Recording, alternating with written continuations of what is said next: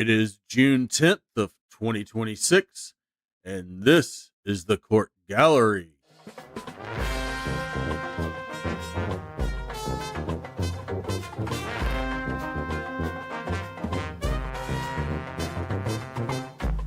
Some days in court are just built different. Judge Middleton tries to untangle the complicated life of a woman who keeps getting new driving tickets, has never had a license, and whose son is an ICE agent. Over in his courtroom, Judge Stevens hears about a woman allegedly fleeing the country after embezzling a fortune from her sick father to fund her lavish lifestyle. She was caught boarding a cruise ship. And just when you think you've heard it all, Judge DISANTO is faced with a man who appears on Zoom to explain his connection to the Trumps, Elon Musk, and Eminem, forcing everyone to question his mental health. All that and more starts right now.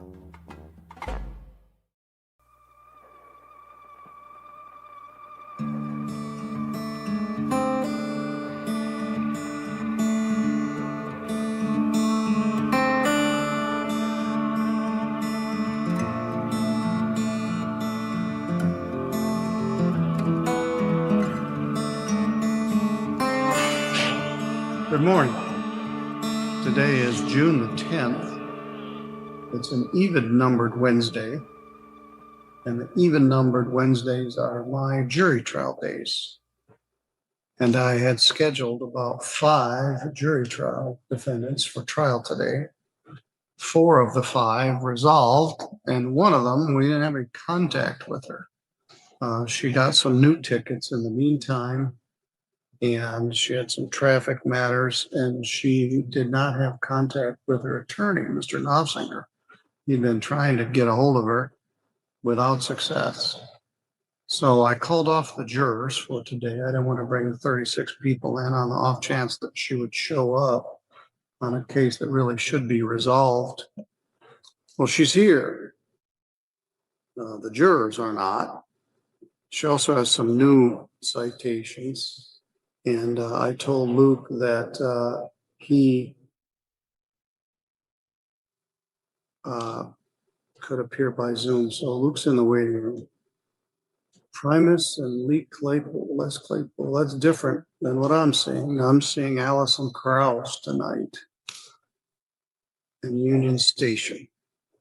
And I'm really looking forward to it. So I'm about to bring everybody in. And thank you very much from the package I got from some of my Canadian relatives, friends. I'm going to study both the music and the geography. I'm going to visit after I retire. Also, good morning to the nice lady I met at Myers last night. I think she was underwhelmed by meeting me in person, but she seemed very nice. She said she watches every day, and I said hello to her this morning. All right, we'll do our first line of the day for Ross, and then we'll bring our people in. Today's song is a good song, a great song that got dumbed down in subsequent uses of it.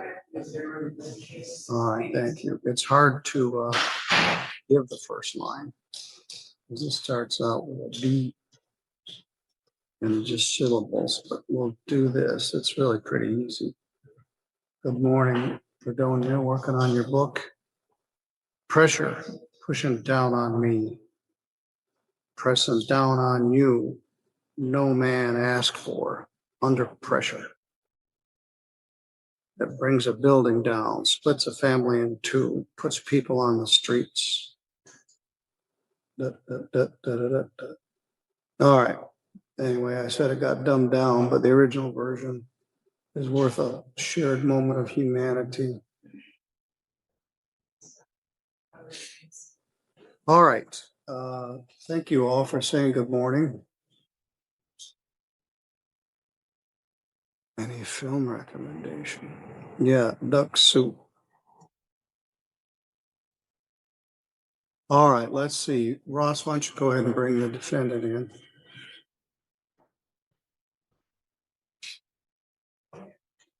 I'll think of something that's newer than 90 years old, but One of my favorite movies is LA Confidential.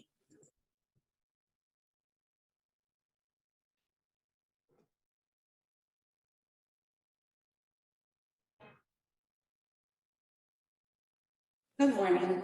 Good morning.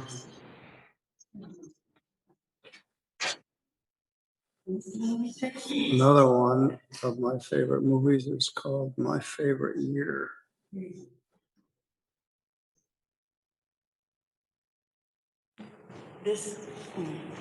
That's what I'd recommend. This part of the court place is so beautiful. I just wanted to. Yes, thank you. Have a seat right Oh. there if you would.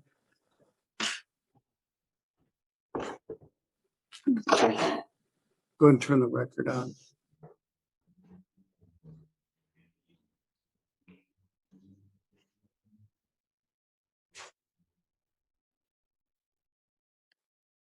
It is beautiful. It is. I even looked it up. It was built in 1842. Well, the first one was, this building was built in 1899. Oh, this one? There was a previous building. You can see a picture of it out there on the wall. All right. Today is the 10th of June, the year 2026. And this is the time and date set for a jury trial in the matter of Tiffany Z. Wyrick. Ms. Wyrick is charged in file 251528 ST with driving suspended first offense.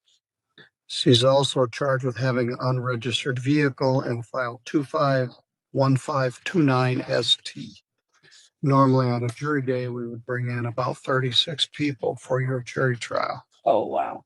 And so today is the day set for the jury trial. What did you think was going to happen today? I'm not sure. I know I missed last time because the mail, I didn't even get the mail from last time. And me and the lawyer I thought he said I didn't have to come. So we had a. Well, you're here now. He's been trying to get a hold of you for the last 2 weeks. Yeah, I didn't. And I've been asking, and he's saying, we've got juries coming in. In the meantime, you got charged with some new crimes. You got more traffic tickets. Yeah. So. Yeah, and I got a ride here now because I'm not driving anymore. All right. So you also brought your child with you, which might insulate you from having me put you in jail for not staying in contact with your lawyer and getting new driving charges while you were on bond for these driving charges. The prosecutor isn't here yet.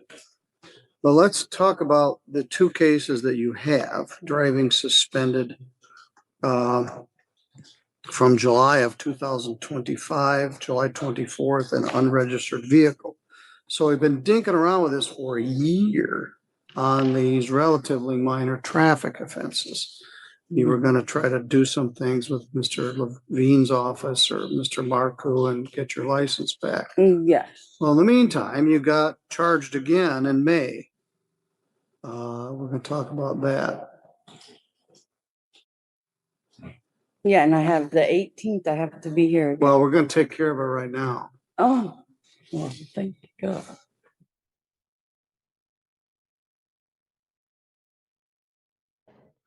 The 2025 cases that are in here, but not the 2026. So give me a minute.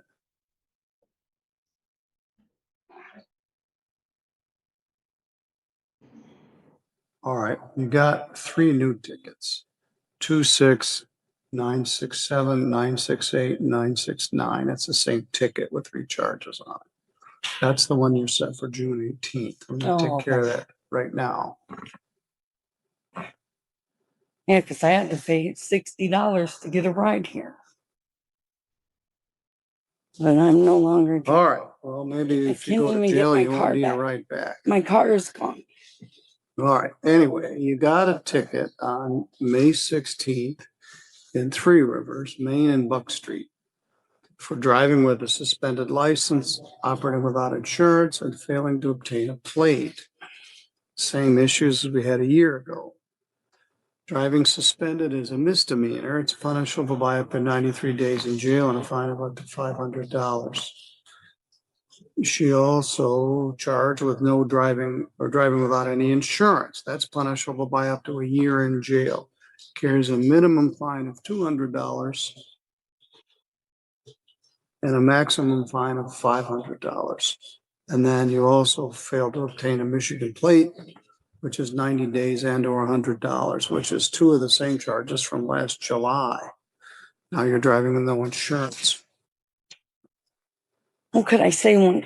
Could I say something? Just a moment. Mr. George, what have you got here? Just here for arraignments and then also checking to see if you bond. Oh, yes.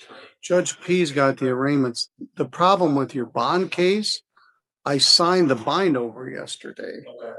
So I lost jurisdiction of it once I signed it. And then later, someone said, well, she'd like to have a bond hearing. And I said, well, I already signed it. Okay. So we're between the rock and the hard place. But I don't think I have jurisdiction to do it. Okay. She won't like that, but you can blame it on me. Judge P's got the arraignments. Is he gonna be in here? He's gonna be in there. I thought I would not need this room, but Ms. Wyrick actually showed up. All right, so let's talk about the new cases. No, I've never missed court, Your Honor. I wanted to let that be known. All right, so what did that mean? It means I was gonna bring in 36 jurors and then maybe you talk to your lawyer and we'd work the case out? Or we would have a jury trial today on these charges. It was set for a trial in front of a jury. Luke's been trying to get a hold of you for 2 weeks. I've been asking him, have you heard from Miss Wyrick? Have you heard from Miss Wyrick? As recently as yesterday, he was trying to contact you. So I called off the jurors. I told Mr. Knopfinger he didn't have to drive all the way over here. He could appear by Zoom. And he's here now. His recommendation, I'm sure, is for you to plead not guilty in all of these new charges. Do you understand? Is that your recommendation, Lou? Absolutely, Judge. And I appreciate the court being accommodating and allowing me to Zoom in this morning. I spoke to Ms. Stahl too, and she would extend the same offer to include the new cases, which would allow Ms. Wyrick to go through the process to get her license reinstated, but she would have to do that through Attorney Marcoux. All right, well, what is the offer? Allowing another to violate the motor vehicle code if she's able to get her license back. It would dismiss all counts for 1-257, 326? We had a discussion, Judge, the other day with Ms. Stahl, and that was my understanding, yes. So would the plea be on the first one or the second one? We didn't discuss that.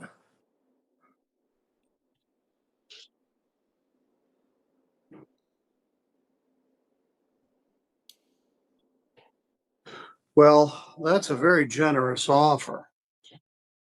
The prosecutor, according to your lawyer, who's an officer of the court, says your lawyer would dismiss all of these charges if you pled to one count of allowing another to violate the motor vehicle code.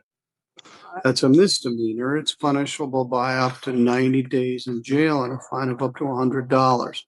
It carries no points and it doesn't go on your driving record, but allow you to try to get your license back. Do you understand? Yes, I do. Are you willing to plead to that charge? Yes, I am. I really want to get my license back. Well, you haven't done anything about it. Judge, well, I'm sorry.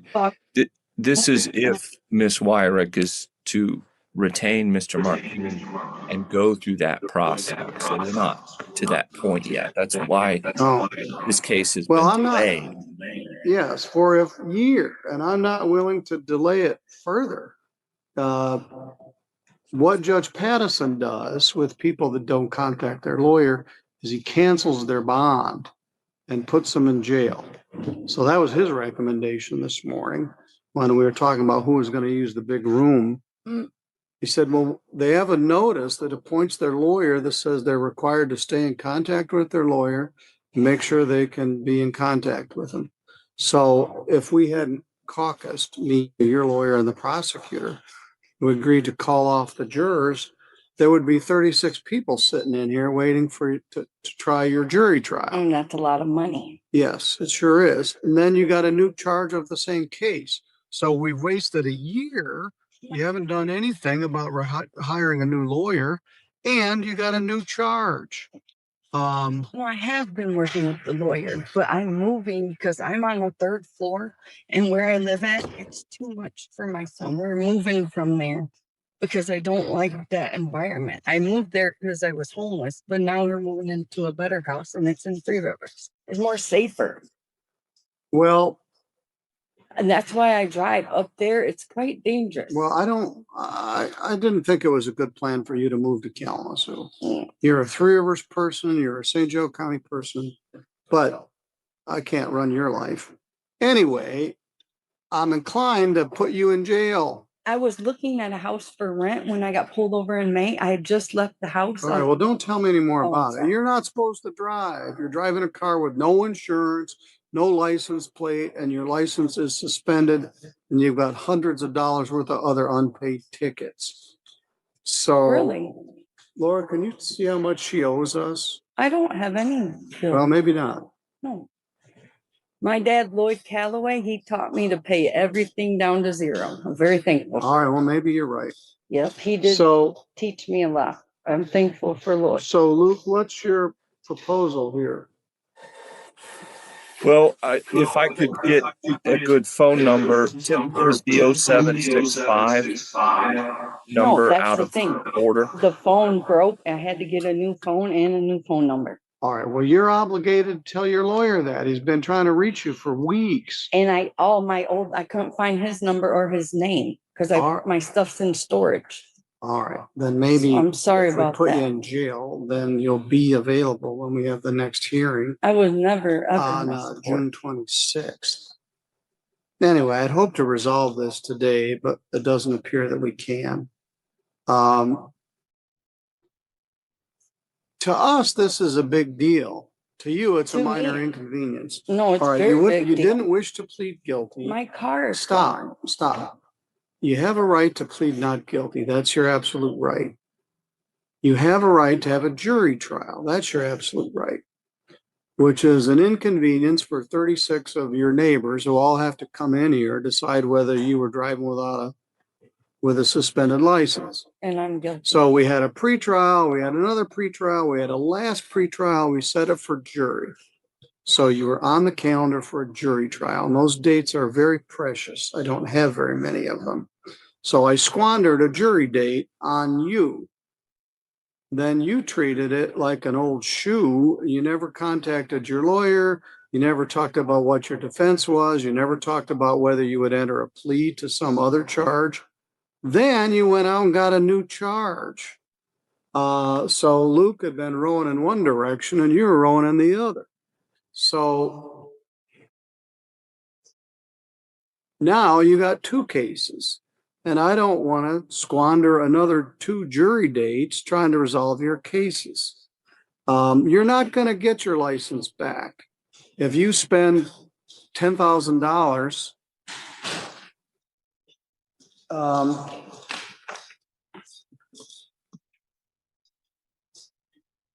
and you get these new charges, you're not going to get your license back. They're going to make you wait 2 years. And that's why I understand. That's why I'm trying to take this seriously, because I want to be able to drive. I know, but you're not doing it. We waited a year from July of last year to July of this year. And the lightning tow people won't let me get my car back or our clothes. I lost everything. Oh, the day that you got picked up in May, your car was impounded? Yes, and it's gone.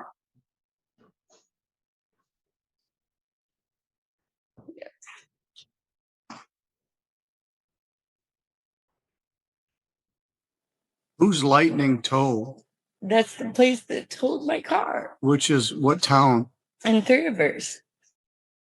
I'm not familiar. He gave me a card called Lightning Tow Company. And we were going to the laundromat and all my clothes were in it. So I just lost all of our stuff. You are struggling to make your way in the world. You got a young child and some other kids. And I don't want to beat up on you, but And then when I try to get a ride, it got to pay $50 for a ride. it is expensive to be poor. You're poor, you got your car impounded, you can't afford to get it out.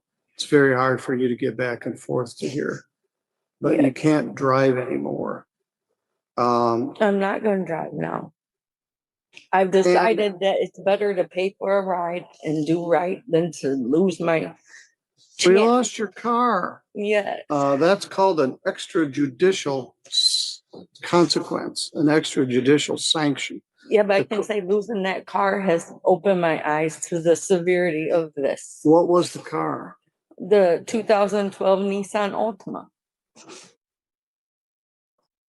And I just put new calipers, brakes. I take care of my car. It rides smooth. I know, and you've been driving it all over the place, and you don't have a valid driver's license. I suspect you drive it every day in Kalamazoo. You drive your son to to school. the You pick him grocery up. store to get. Yeah, you can't do that. I know. And you've had this charge pending for a year. I was gonna ask, could we take care of the one charge and then work on the other one? Since the other one Well, is so far and the other one's That brand is a new? possibility, but right now, there's, Judge, I was going to propose, because at this point, our two options, we were working towards the license restoration. That was a contingent plea offer, which is unavailable to us at this point. The other option is to simply plea as charged, which I don't recommend in all cases. If we could get all the cases. My thought, Luke, is to show a not guilty plea on everything and set this for an attorney pretrial on June 26th, which is the next Friday pretrial date. Are you scheduled for some cases on that day? It sounds. I will make that work, Judge, and if the court would appoint me on the new cases too, just for efficiency, I can have the conversation with Assistant Prosecutor Stahl.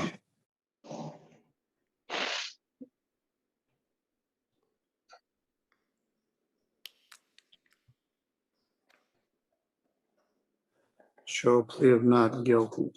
I'm going to set all cases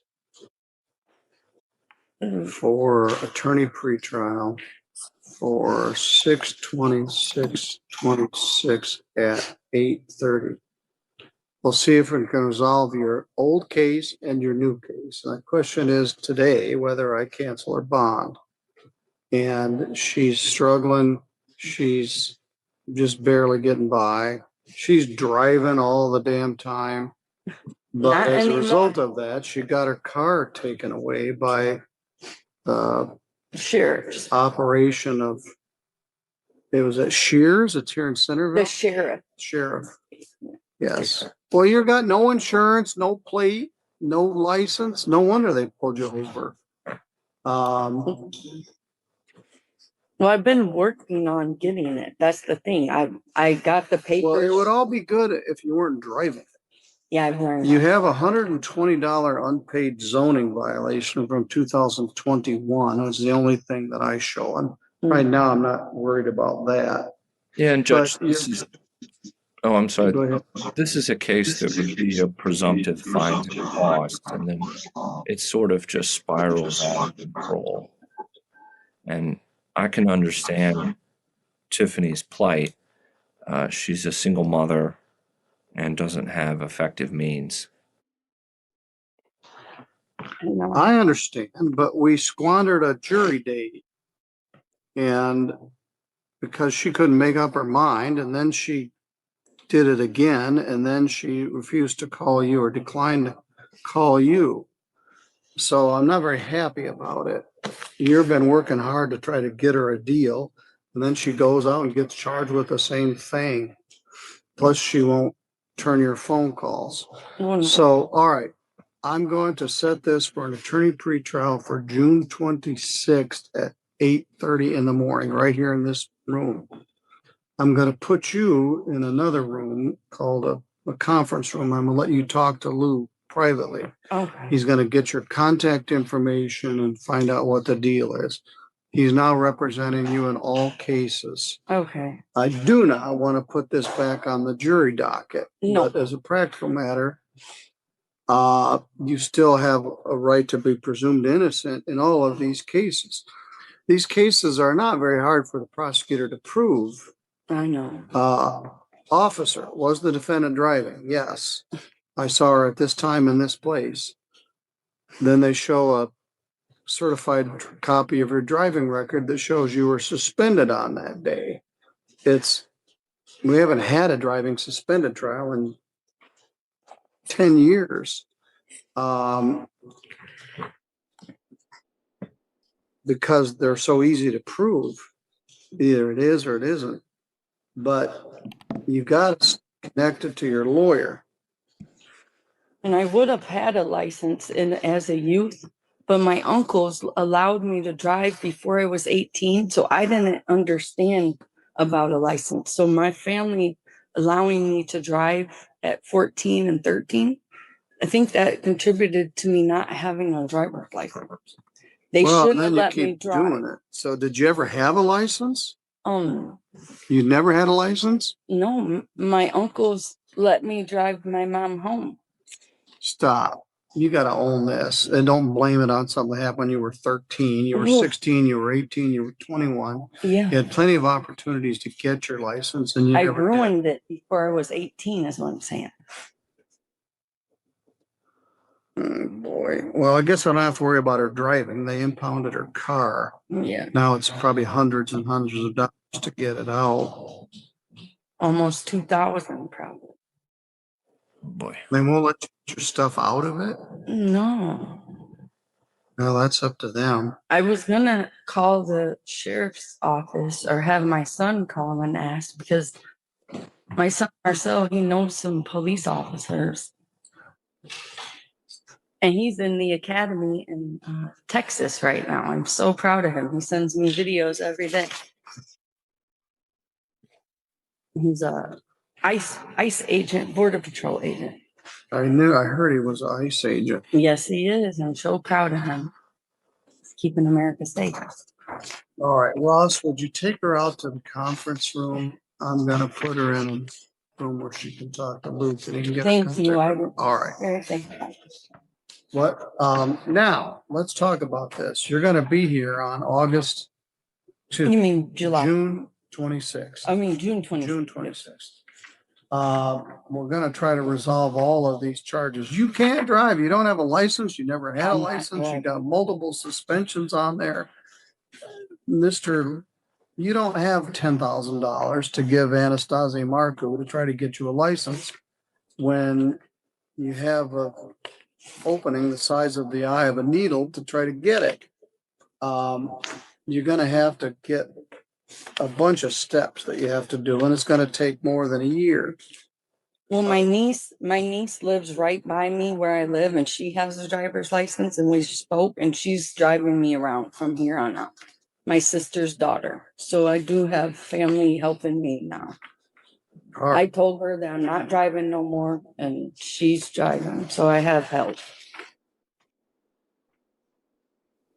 Well, this was a colossal non-event.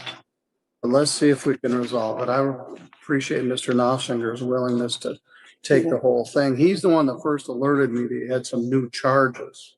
Yes. Now, you don't have to be here on June 18th. We Okay. just took care of that. Okay. So your next date is June 24th. Or June Here. 26th, you said. Excuse me, June 26th. I Okay. keep screwing it up. Friday, June 26th. I'll be here. His Right birthday is here, the Luke 27th. will be here, the prosecutor will be here, several dozen other people will be here. But maybe we can resolve all of these. And I will talk to Mr. Martuku and make sure I bring in proof of starting the license like he asked. All right, you can discuss that with your lawyer. Okay. I guess I don't have to be happy about it, but I'm not gonna put you in jail for this. If you miss the next date, I will. No, I've never missed court in my life. First time. All right, you go with the officer and you can talk privately with your lawyer. Thank you for your time. Thank you, Judge. Laura, that room's got the camera off and the mic off.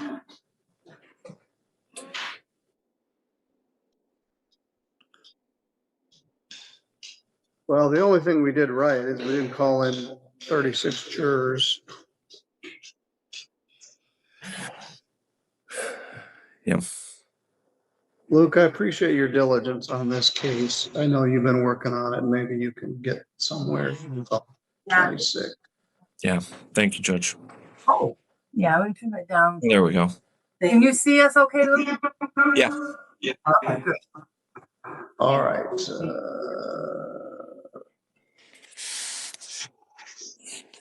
Yeah, so I have a new phone number. Hold on here. Very good. Thanks, Judge. Oh, press join. Press the button that says join.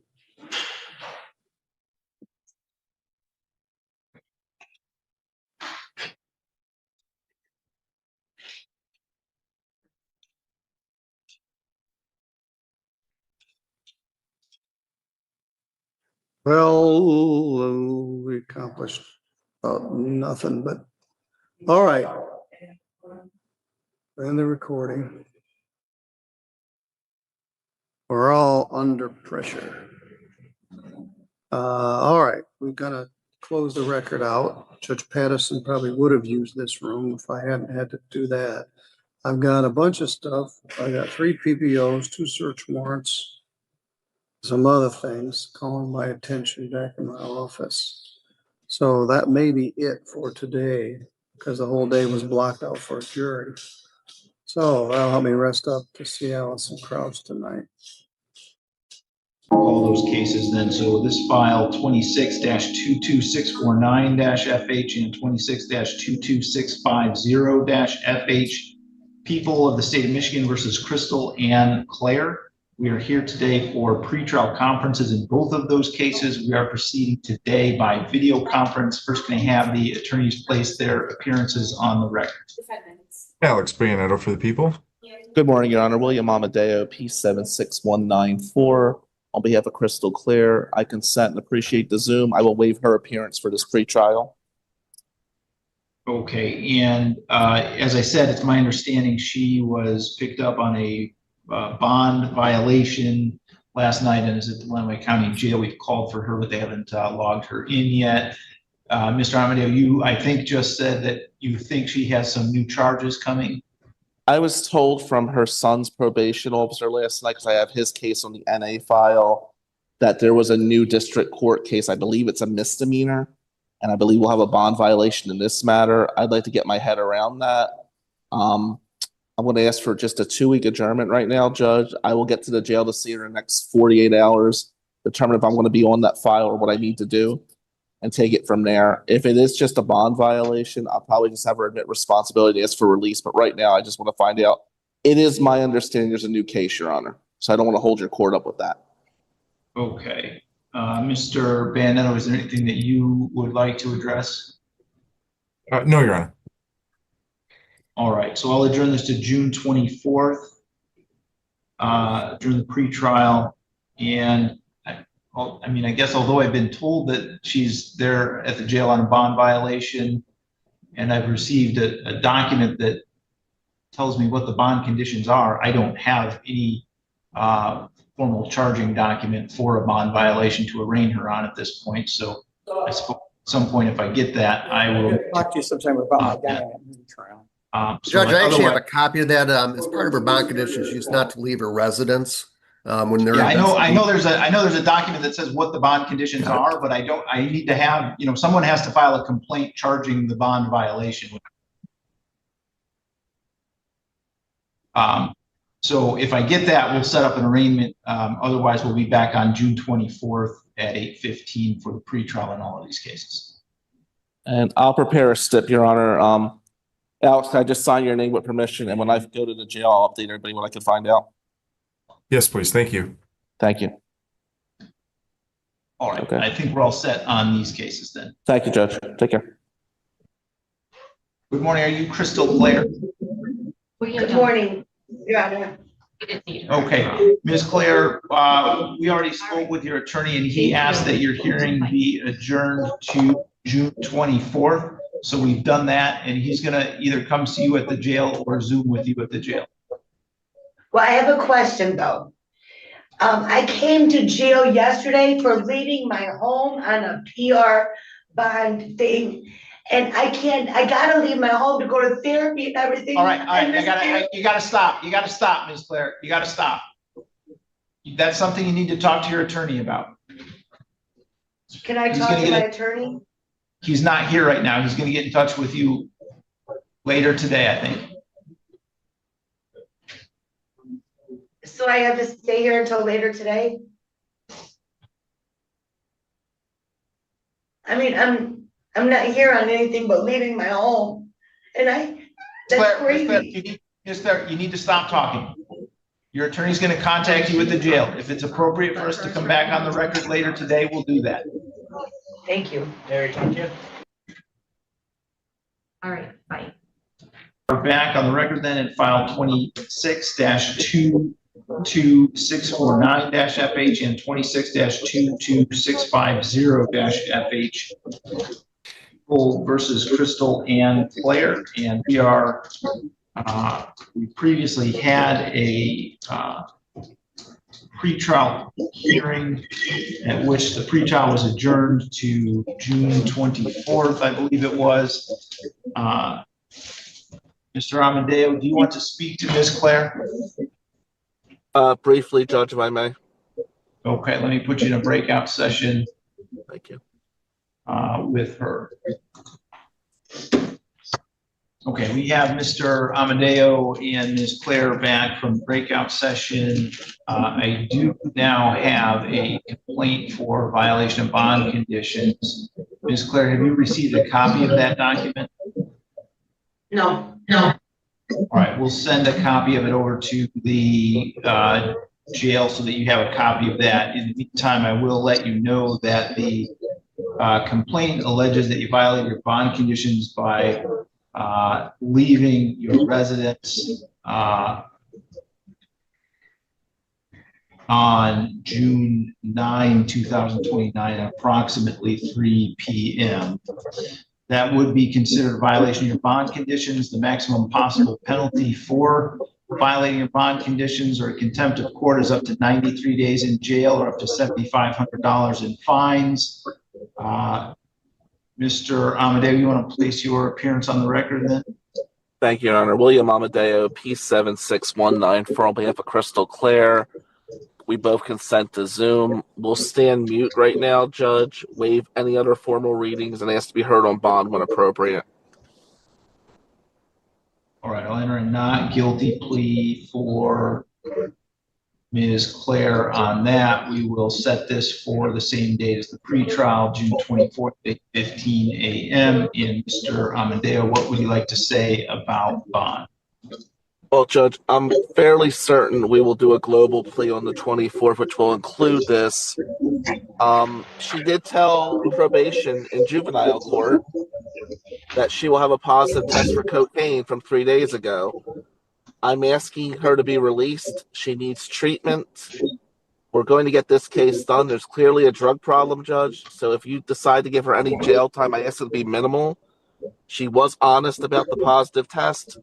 She is guilty of this violation, but the reason I'm standing mute right now is I want to wrap everything into one. I don't want to take the court's time with a hearing, but I am trying to get her help. I ask you to consider those factors. Thank you. Mr. Van.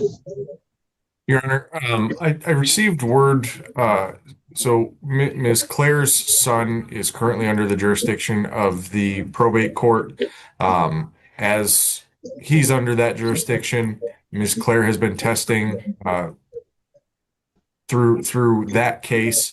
I was made aware this morning from her son's probation officer that throughout the time she's tested, she's consistently tested positive for cocaine. I agree with Mr. Amadeo that she needs help. I have no objection if the court wants to release her to rehab or something that's going to force her to get the help that she needs. but I at least at the very minimum, whatever the court wants to do today, think that the court should add some drug conditions going forward. Drug testing conditions on these cases. And if I could just briefly reply to that, Judge, I think drug testing is highly appropriate. And Crystal, please do not say anything. Anything can be used against you. Let me do the talking. Thank you.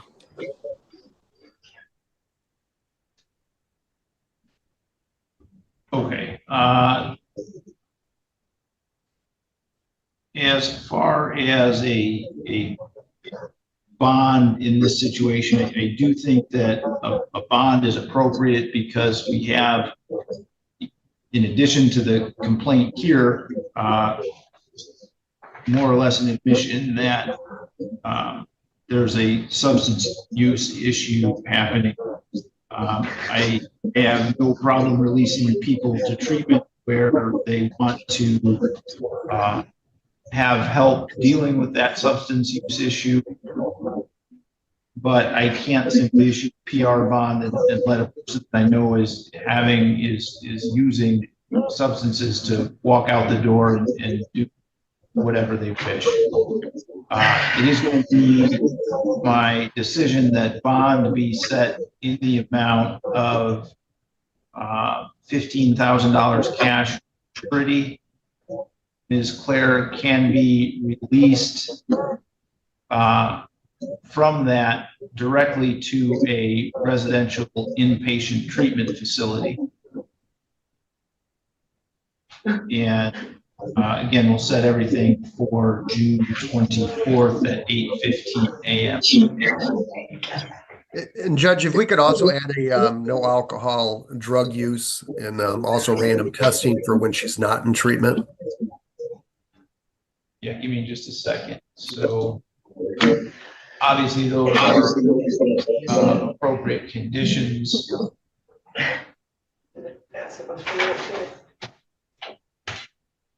So no use of alcohol, marijuana, or any illegal controlled substance, must participate in a substance abuse testing or monitoring program as directed by Mr. Coast in pretrial services.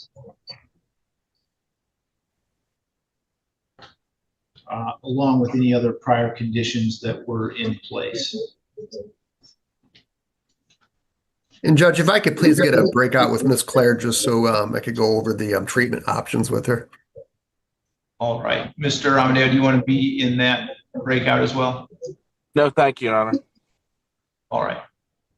Ms. Claire, if you hang on just one second, I'm going to put you in a breakout session with Mr. Coast, and then when you're done with Mr. Coast, you can let the officer with you know that you're done with court. Thank you, Judge. Thanks, Judge. They're going to call two cases right now, 25 CR 866 and 867, the state of Texas versus Rodney Earl Wells. There's no answer here in the courtroom for Rodney Earl Wells. I asked the bailiff to call into the hall for Rodney Earl Wells. What are his bonds?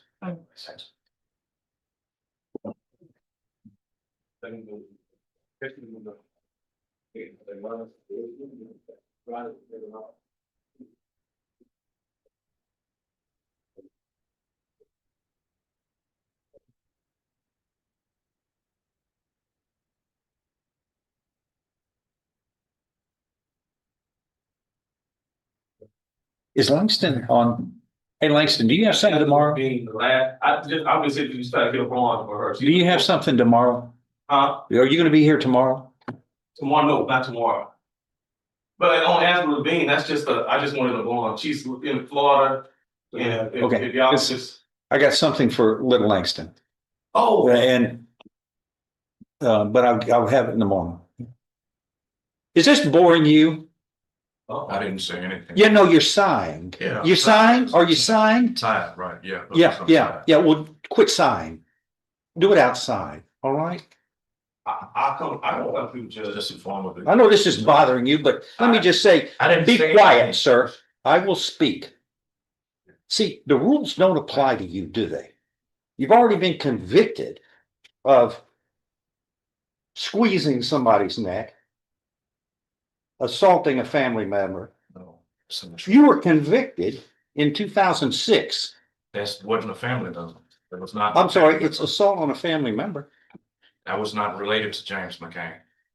Let me see the prior conviction, please. It's in the indictment. The grand jury is wrong.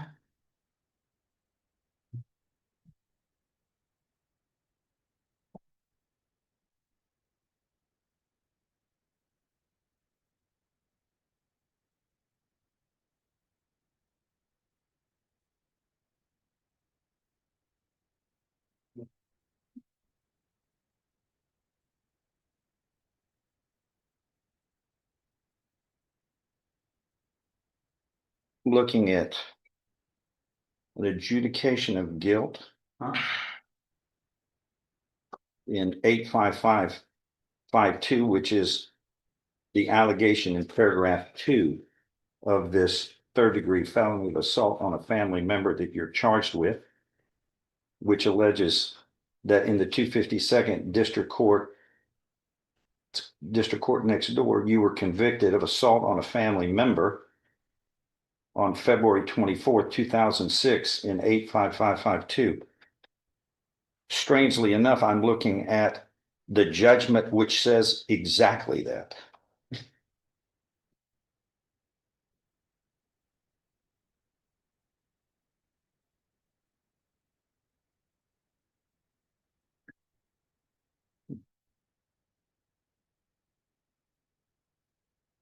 You were placed on probation in that case on May 15th of 2002, 6 years deferred or unadjudicated probation, and the judge revoked that probation February 24th, 2006, exactly like this indictment states, and sentenced you to 3 years in prison.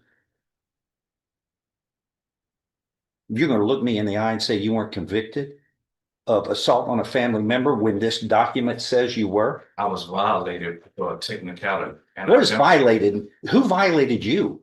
You violated your probation. Because I was behind in my probation fees. I never did receive a PRT. Once again, were you finally convicted by that judge, and was your probation revoked? My probation was revoked. And you were finally convicted? Well, I don't even understand the system, so I felt like you know what? It's real easy to figure out. I didn't receive a fair. Yeah, it's easy to figure out. But you came in and just earlier falsely told me that you were convicted, and there's the document that says you were. But that case has nothing. That has nothing to do with what? What I'm in here for? Yes, it does, because prior convictions enhance and elevate the punishment when you subsequently commit crimes. It's never in the past, sir. Well, I was falsely accused because the guy. You know what? You were convicted by law. He was not my family member. He was not a family. You were convicted by law. Related in no way, shape, form, or fashion. Are you finished? You were convicted. And when you look at me and say you weren't, you were lying to me. There's the document on the law that says you were. Which means this third-degree felony that you're charged with, which is similarly a crime against a family member. And you choked this person. Yes. When you choke somebody, there's only one reason: you're trying to kill. That's not my family member. She's dead. When I finish speaking, you get a chance to speak, Mr. Interrupter. You see, the rules don't follow. The rules of decorum don't follow with you. You don't believe in the law right here, No. And you interrupt. Excuse me, sir. Sir, Excuse me, sir. you don't speak Okay. until I'm through. She can't take both of us speaking. But you are just Mr. Rude from the beginning. You were rude from the beginning. You're defiant from the beginning. It's just like a child. Yes, sir. I apologize. It's just like a child. Let's start acting like adults. What this means is this new case of choking, squeezing somebody's neck, which is a third-degree felony if convicted. This prior conviction in 2006 bumps this up from a third-degree felony to a second-degree felony. So in spite of the fact you want to play it down and it's not important, it changes the punishment range in your case from a third-degree felony up to 10 years in prison to now you're looking up to 20 years in prison. Plus, you're not eligible for probation because you have a prior felony conviction. I'd consider that important and serious to deal with. But if that were the only thing, you got another third-degree felony charged in the stalking case in 25 CR 866. And then this 867 is the assault. So you're looking at, on this stalking case,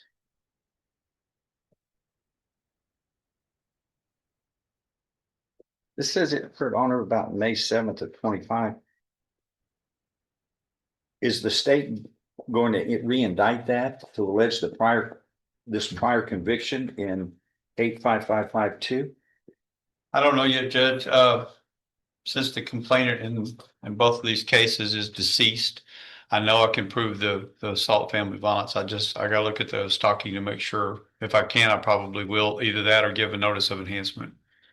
That's all we need to do to enhance it. Is Right now, notice of enhancement. this other case of stalking, you're facing a third-degree felony, up to 10 years in prison. So both of these, you're looking at up to 30 years in prison, and you're not eligible for probation. John, what are we going to do today? Your Honor, this is an issue that he's on a GPS monitor. One of the issues was to protect and keep the victim safe. However, the victim, like Mr. Laird said, is now deceased.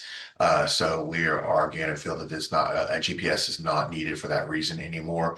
And so we can just return it back to normal conditions of bond and then keep moving forward with the case. But with no GPS, it's become financially burdensome to do that. And the need for it has now gone away. We'll say so.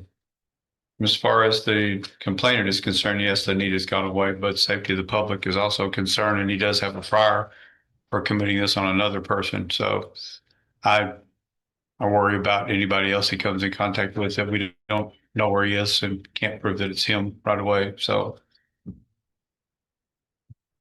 Your Honor, my counter to that is that when it was a victim, it was easy. It was good to have the GPS because we could show if he was going around her or where she was.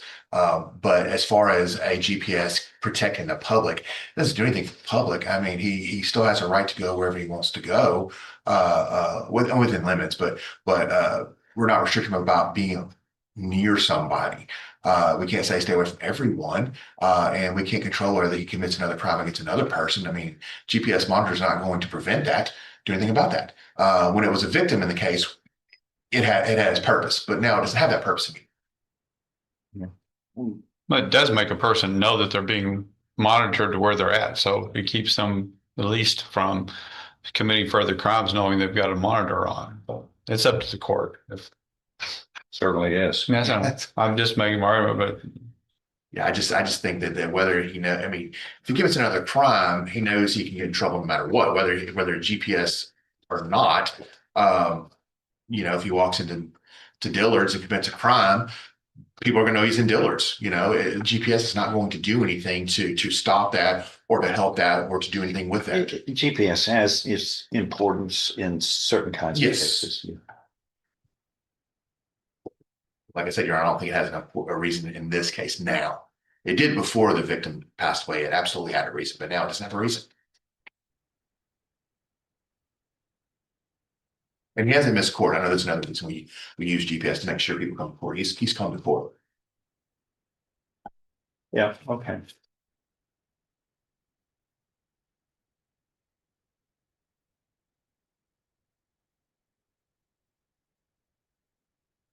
Look, he sent a letter to me. Everybody gets a copy when you back in September a year ago. Everybody gets a copy. I have a copy of it, Jeff. Okay. I've never ordered a GPS on situation like circumstances like this, and I don't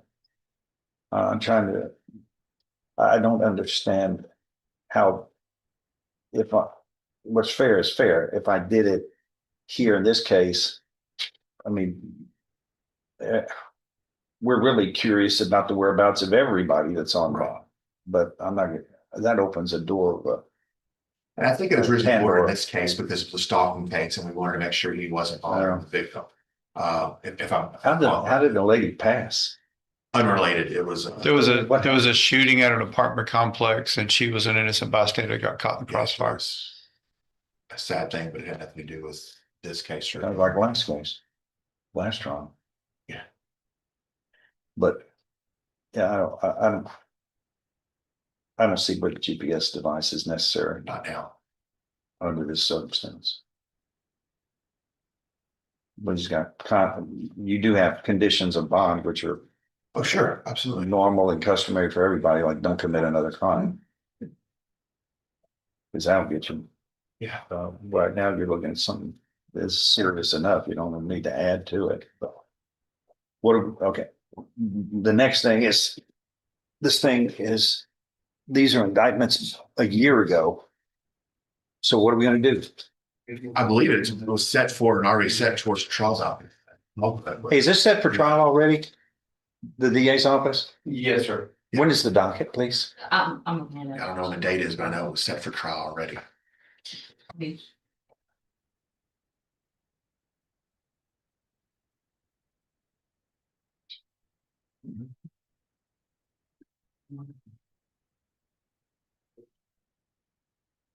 Are y'all able to recover that video? Or is that one? Yeah, we'll be able to recover by the time we get trial. It's easy. Okay. It's not that big a deal. No separate trial. Seems necessary now. August, right? Yeah. August, okay, all right. Get a resetting there. That's what we're gonna do. Another thing in the trenches, honestly. I'm better. It never ends. No. We call it unending. Unending trenches. Unending. And there was a Mr. Bad Attitude here before us. I'm not convicted of anything. Although there's a judgment of conviction, not only in the indictment, but I saw in real life in the Four Corners. He didn't know. Or it just slipped his mind. Was on probation, then revoked, and then sentenced and convicted. Just slipped his mind. Some things are important, some aren't, I guess. That is so very true. Yeah, that is. Okay, there was a case handed up on February 4th of 2026 in 26 CR 203, the state of Texas versus Angela Levine of a first degree felony of misapplication of fiduciary responsibilities and financial property that was apparently she was responsible for. She was given power of attorney for her father, who was 80-something years old, suffering from dementia. She was supposed to use the money to take care of just him and his personal expenses and give herself a reasonable fee. And she spent over $450,000 on things like cruises like she was getting on in Florida and other things, and sending several thousands of dollars to her then boyfriend, now ex-boyfriend.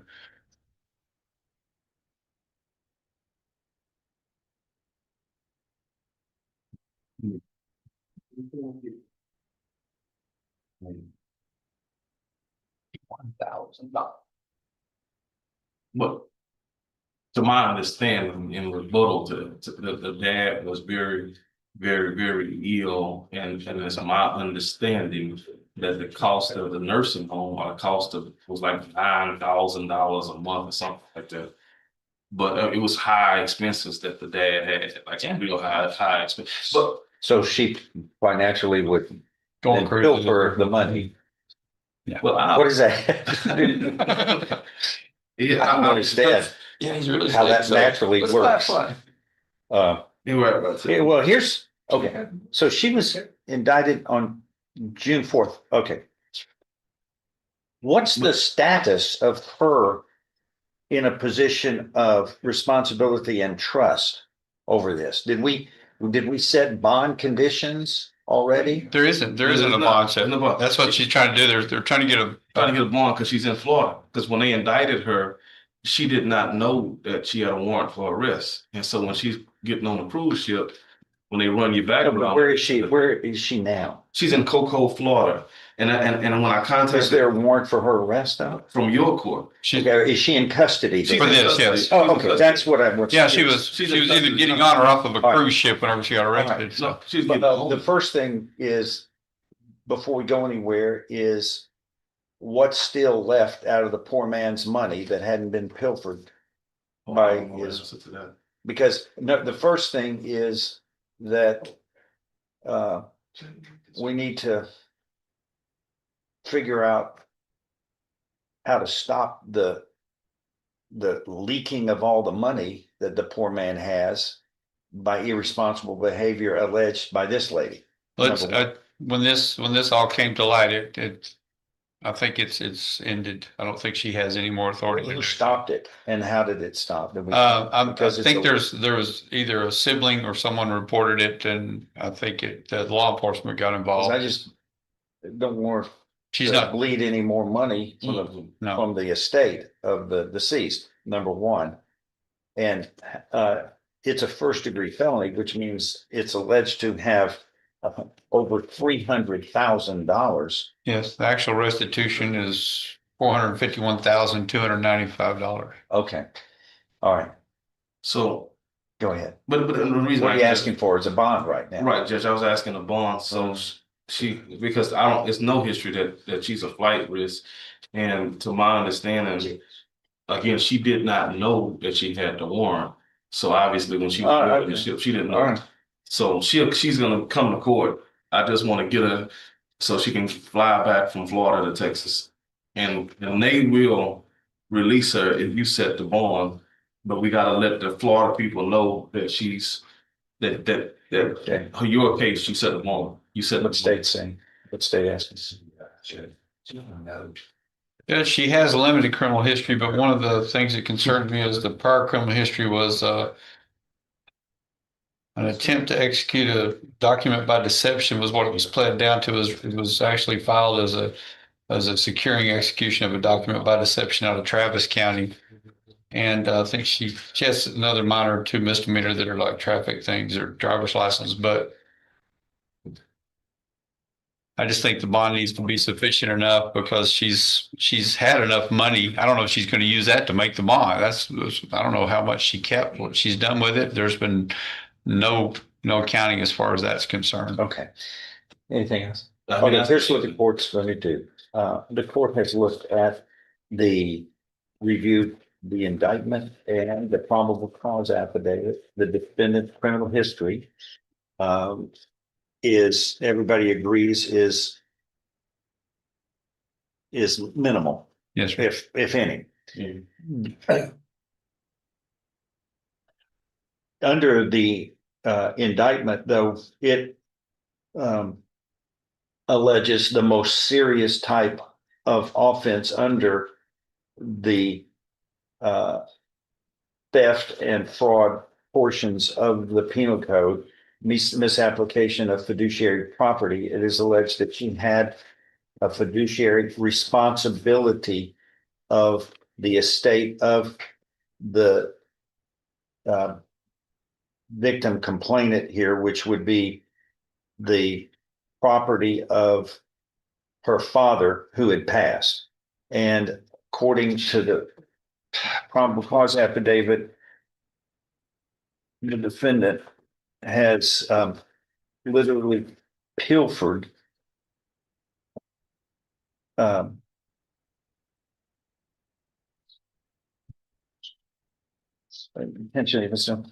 resulting in a substantial loss. What the probable cause affidavit states is exceeding $300,000 as she misapplied her fiduciary duty, and the property that she was responsible for, she misapplied it to other things, and the loss is exceeding $300,000. The state says it's 400. Yes, if you look at the paragraph right above that, the probable cause, it says $451,295 in funds is what they're able to prove of personal expenses. Okay, I asked. It's hidden there. Yes, sir. The financial loss is $451,295. All right. Okay. The bond in this amount will be $451,295. The amount that is deemed to be the financial loss in this case. That's the bond she's going to have to post. So if it is lost, then at least it will be applied toward this, toward the loss of property, toward the person's estate if she fails to follow the terms and conditions of her bond, which. And Judge, I also, I filed a motion to set the bond, and the court has set the bond at $451,000. However, I did file a motion for an attachment. So I would ask that in the event that she can't make the $451,000 bond, that you issue a bench warrant to bring her back from Florida to Texas. And that was my second motion. They already have an interstate compact thing where they have to go get them within a certain amount of time. So even if he doesn't grant a bond, they still have to go get her. Yeah, what we don't move it faster. Yeah, what we don't want is that to get lost somehow between one state and another, because sometimes distance has a lot to do with how much effort they're going to put in. Right. So what is it we can do from our end to get? I'll have to talk to the sheriff's office, Judge. They're the ones that go get them. So Yeah, a bench warrant. If the court can order such a thing under these circumstances, then I am doing it. So if we can hastily get the lady back here and figure out what the next steps will be in an attempt to try to figure out if there's any, if we can limit the loss as alleged in the indictment, and then what other efforts can be made to move this case forward. Right. Expediently. Okay. So thank you. Yes, sir. Bench warrant, get it back. yeah. Well, I don't know if the bench warrant's the proper paperwork, but we'll figure it out. We'll get in touch with the sheriff's office. We're in business. Okay. Thank you, Judge. I appreciate it. Yes, sir. Thank you. Say, Reston Moore. Is he in the back? What are we doing on this one, guys? Do y'all know? Are you with Miss Reston Moore? No, he's pro se judge. He's present, but I'm just standing by. That's really not, yeah, that's what. Oh, okay. What's going on today? I'll check with them. But on the, Rodney, or the Daniel Smith, Your Honor, I am, Kim's trying to get the waiver figured out, or get it from Russ, because there's a note that there's one signed, but she doesn't have it on the file. So she's trying to call them. She called them and answer. She thinks there might be a meeting. Okay. So I'm not going anywhere. Yeah, she's gonna get it. We'll do it. This case is really old with Mr. Moore, so I'm trying to facilitate as much as possible. What are you doing? I've got his discovery. Okay, you form are written form. Reston Moore. Yes, sir. John West is here, who is a standby counsel. Not as I am to stay. Just stand by. And then the state's attorney is present. Go ahead. What are you doing? Right, so, Mr. Moore, what I'm doing on the record for the court's benefit is I've given you, this is what we call an audit log. It shows all the items that are in discovery that are written format. Well, I have staple these things, but they don't want you to do that, folks. So what I've got is I've got a tab here for you as to each of these items. They were previously provided to the one you had before you chose to go pro se. So this is just to affirm that you've got copies of all those. I don't know if you did that. I'm asking that you sign that you've received that today, because we want to try to move as quickly as we can on this case because of the age of this matter coming from 2022 when it was involved. Okay. And is it, What are you putting on the record? That I'm hand delivering him the written discovery. We still need to facilitate him being able to see the media discovery. I don't have an investigator available to do that today. We'll need to set that When up. can we do it? We can Whenever we can set that up with the court. Anytime. Right, so I don't have one available I today because understand. they're working on When- other things, So so it's whenever y'all. I'll get with the court to coordinate that. I can't put it on the record The because I don't discovery know right when. there, do you have a copy of it? You're giving him I'm something. Do you giving have a him the copy? written copy, Judge. It's marked out as to all those items. All right, a copy, if you could make a copy, we'll put it in the court's record as what you had handed to him today on June 10th, 2026 for discovery, okay? I can print out an additional copy of Thank you. that, Judge. This doesn't even PCI, but they're That's in there, yes, sir. And I'm asking that he sign saying that he received it so that I can have that as a matter of record, Judge. Do you have something he can sign? Yes, sir. Okay. And what's your name? This is my name here. I'm Jimmy Ham. I'm the attorney prosecuting Matthew. You can either choose to sign where it says defendant, or you, since you're representing yourself, you can choose to sign where it says attorney for defendant. And this is just saying that I received this copy. Yes, sir.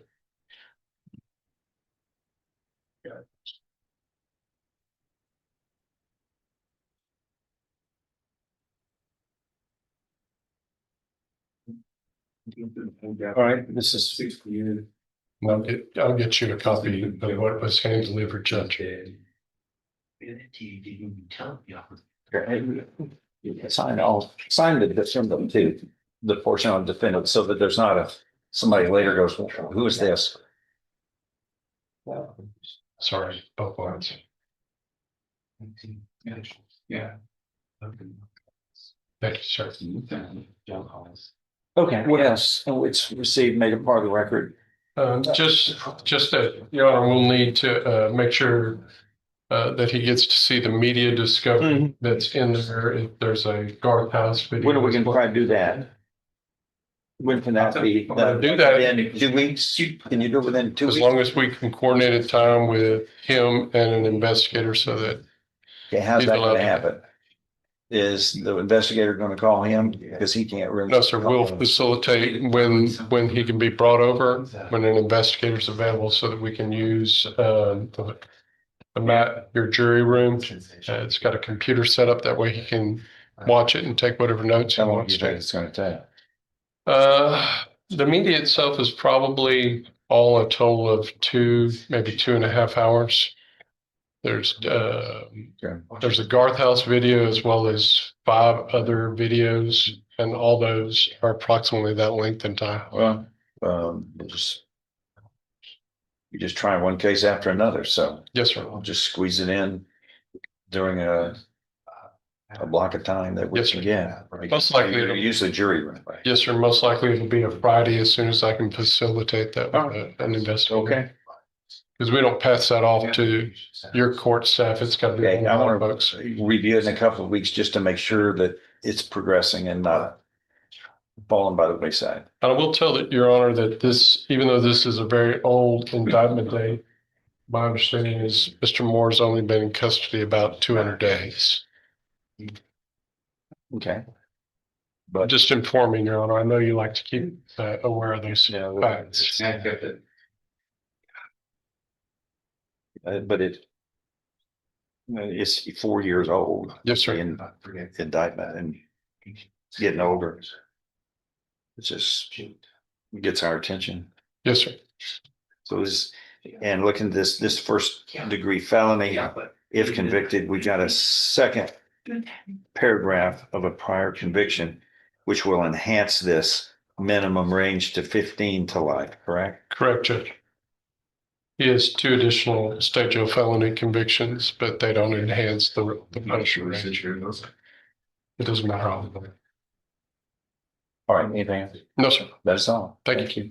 Okay.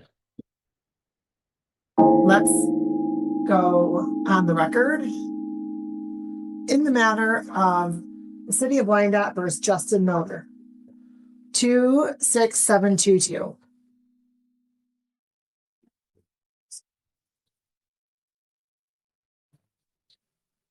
Your Honor, good morning. Richard Chief of B33828 today. Your Honor, I appear as NIDC counsel on behalf of my client, presently housed in Wayne County Jail. Thank you. And sir, your name for the record, please. Justin Miller. All right, thank you. And so, counsel, today is the date scheduled in this matter for the trial.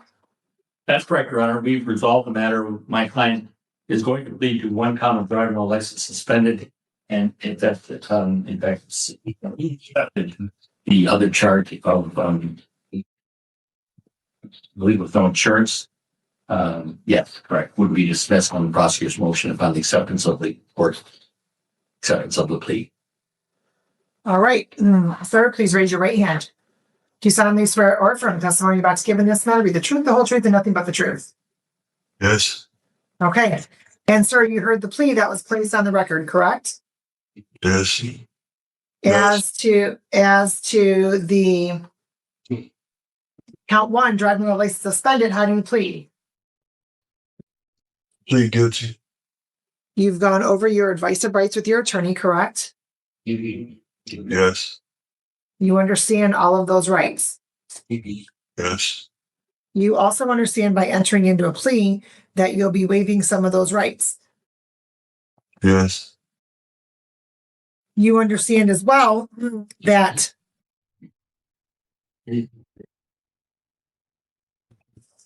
you understand the possible penalty, correct, sir? Whether in this court, any other court, or administrative agency. Yes. Knowing all of that, do you want to continue with your plea? Yes. Has anybody promised you anything, threatened you, or coerced you in any way, sir, for you to enter into a plea? No. Any immigration issues? No. All right, counsel, if you can please voir dire your client. Yes, Your Honor. Thank you. Mr. Miller, can you hear me? Yes, sir. Right. On or about May 29, 2026, approximately 10:12 a.m., were you operating a motor vehicle in the city of Wyandotte? Yes. That time, thereabouts, you had some contact with Wyandotte police. Is that correct? Yes. And upon the police officer asking you to produce a valid Michigan operator's license, were you able to do that for the officer? No. That was on that date and time because your license was not valid. Is that correct? Yes. That is fine. The court is also satisfied the plea is knowing, voluntary, and factually accurate. The court will accept your plea as charged, and counsel and the court will dismiss count two. And counsel, as to sentencing. Yes, Your Honor. My client tells me he's been in custody approximately 2 weeks for this case only. He also tells me he's not on probation or parole, has nothing pending. His record speaks for itself. He's had a number of driving license suspended, and we talked at length about if he ever wants to get his license back, he has to stop driving. So he's aware of that. He works presently as a plumber's helper with his uncle. He's single and supports no minor children. So we asked the court to consider time served, and if not solely, maybe a hybrid of time served and a fine. But I told my client sentencing is 100% up to the court. Right. And your client's been in custody since May 29th. He was arraigned on June 1st. And I believe that in this court, given the charges, counsel, and seeing that I set a $1,000 bond, tells me that your client has a history of failing to appear and continues to pick up cases. I believe that he may even be on probation. Are you on probation or parole, sir? No. No? Are you out on bond? You have some matters pending out of E-course in Lincoln Park? No. You don't? No. Well, what about your matter from June of 25 from E-course? What was the charge, Your Honor? Obstructing, resisting, obstructing, it seems to be. Do you recall that, Mr. Miller? No. Okay. What about your matter, your felony matter from March of 24 from Wyandotte? Felony, weapons offense, and stolen property. What's happening with that? I don't recall that. All right. What about August of 24 in Lincoln Park? Felony, dangerous drugs. Did you resolve that matter? Yes. All right. And so what was that resolution, sir? Probation. Probation. Okay. And so what about October of 24? Also felony, dangerous drugs. That also probation? Yes. And what about your matter from Lincoln Park in December of 22 with habitual offender, fourth offense notice, felony controlled substance, second offense, twice? I've completed the probation. Probation. And now, and here you are, sir, violating the law again. Aren't you getting tired of that, sir? Yes. Well, then you need to make more, appropriate choices, sir. Why were you driving on May 29th? You said why? Yes. I was driving to a friend house. You're driving to the firehouse, like the fire department or the firehouse pub? I believe you said a friend's house. My friend's house. A friend's house. Okay. And where does your friend live, sir? He live on there's Goddard. Great. Then you should have taken an Uber or a Lyft or had your friend come visit you. You don't have the privilege to drive in the state of Michigan.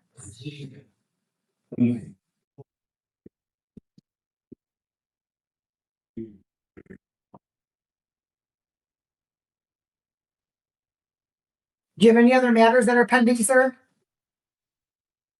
No, I just had the bond violation with you guys. The bond violation?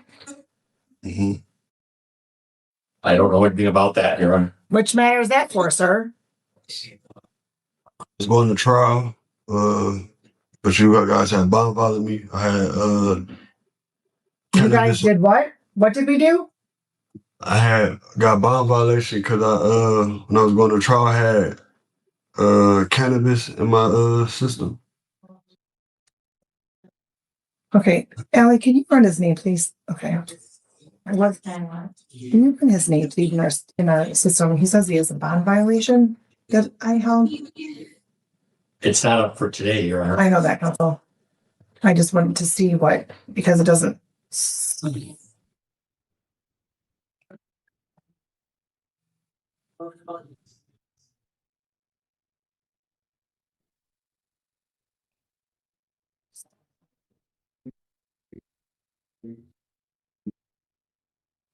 It was, you had a jail review hearing on June 1st. Followed on this. Which matter was that? Then, Say a fraud. it was about 2024. Don't talk about any of the facts of the case, sir. And so, what did, Defendant to serve 60 days jail. Credit 90 days. Or credit 9 days. 50 days jail credit. okay, so Mr. Miller, you're still going to be in custody based upon the sentence from the jail review. The court will order on this matter 10 days jail credit for 10 days. Well, actually, it's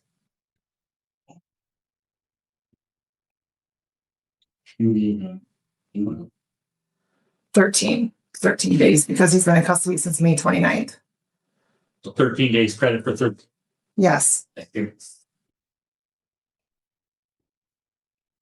I'm going to waive fines and costs. Sir, get it together and stop driving when you don't have a valid license.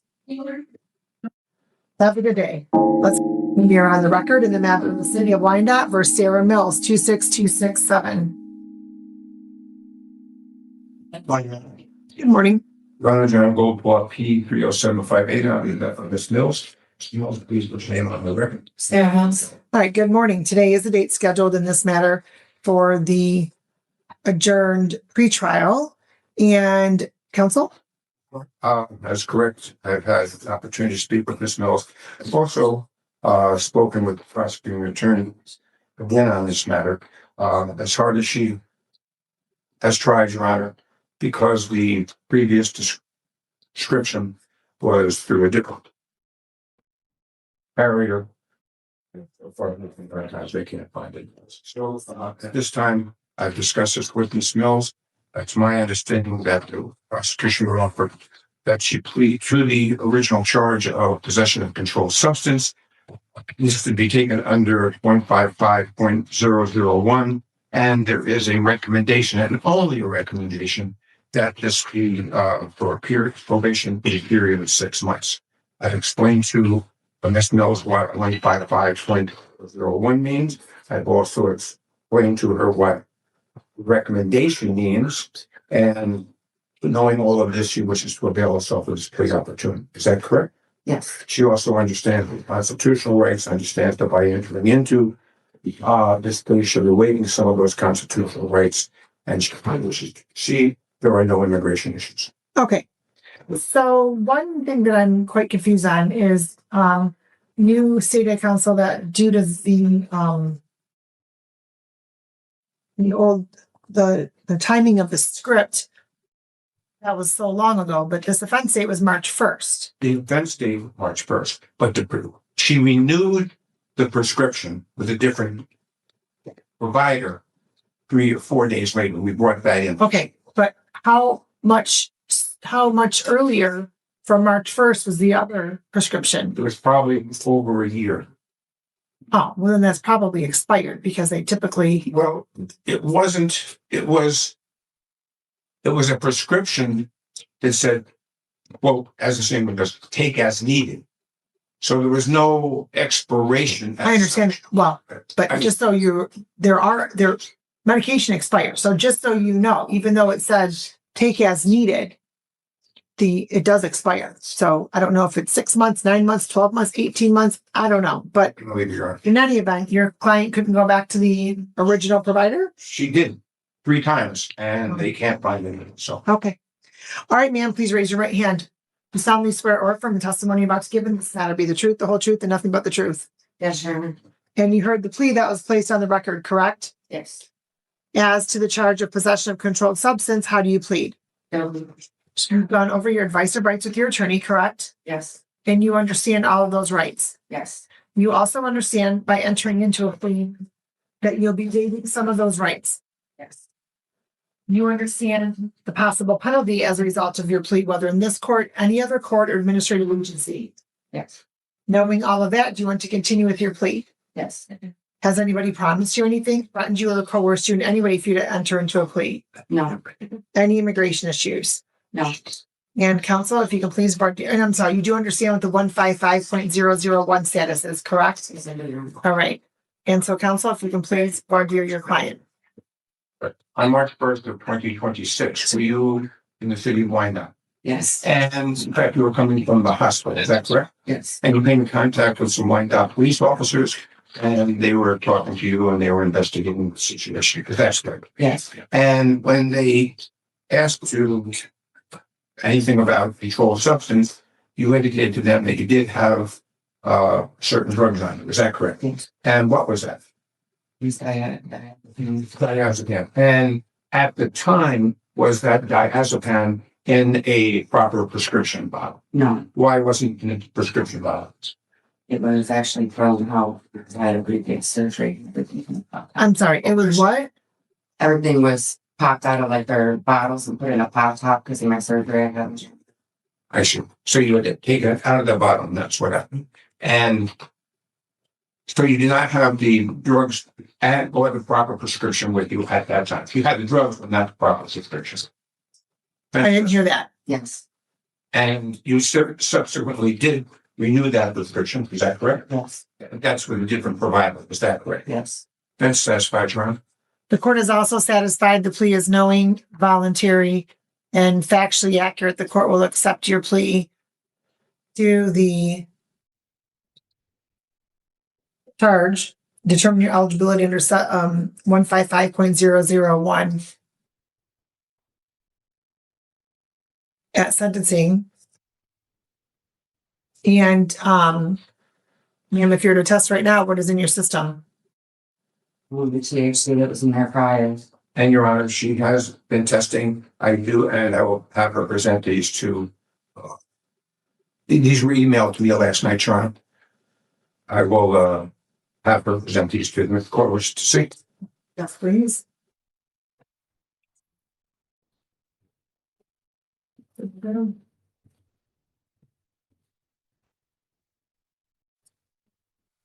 Where is this testing? Your client's supposed to be testing it on site.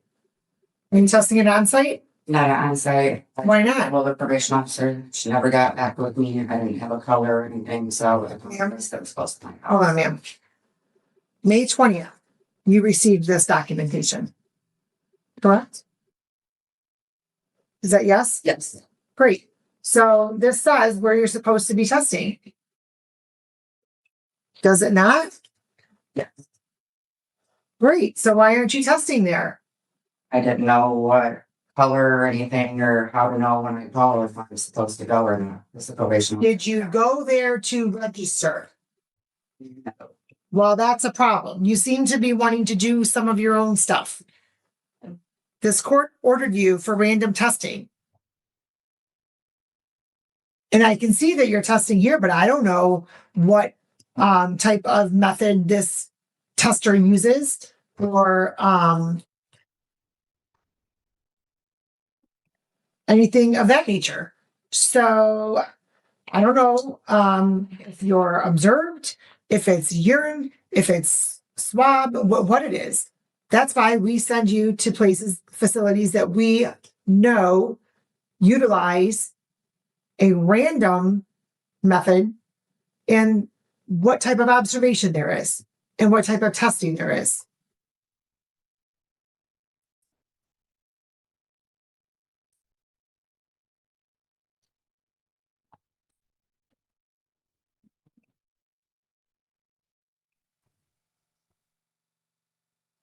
And so how often are you testing at this counseling place? I've went 3 times so far. Right. And so are you notified or are you just randomly called in or you're testing at your appointment? I just tested an appointment. Right. So see how that removes the randomness? You know when you're going to be That's the tested. first one I tested as an appointment with other than that, they just call me in. Ma'am, we even sent you to the location in Redford because that's near your home. Sure. I live in Wayne. They were supposed to correct the address the first time. Oh, there it is, Wayne. Yes, but Redford is still closer to you than Lincoln Park. Right. So we accommodated that for you as well. And you're choosing to just not follow the court order. May I? Yeah. Sure. Okay, so when I had got in trouble one time in the past, after I'd seen a probation officer, I met them in person, she gave me a color and everything. I've never had a register on the site or anything. She gave me my color, I called. If it was my color, I was doing and I tested. At on-site, I'm fine. Well, ma'am, just so you're aware, on-site will contact you if you have to come in and test. You don't necessarily get a color. Had you gone to register, you would have learned that procedure. I didn't know, to be honest. Right, because you didn't call. You were supposed to have called and set up your registration. Just thought that was that's the probation officer. No, that's why you're given this information.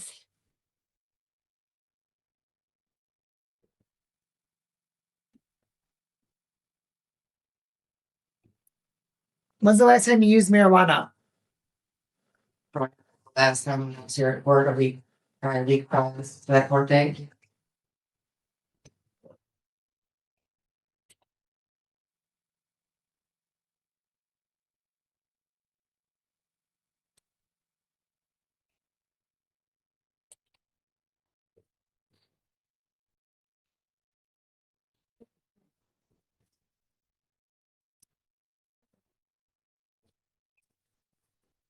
I'm going to order bond and conditions are continued. Thank you, Ron. You are to go today to register with Onsite.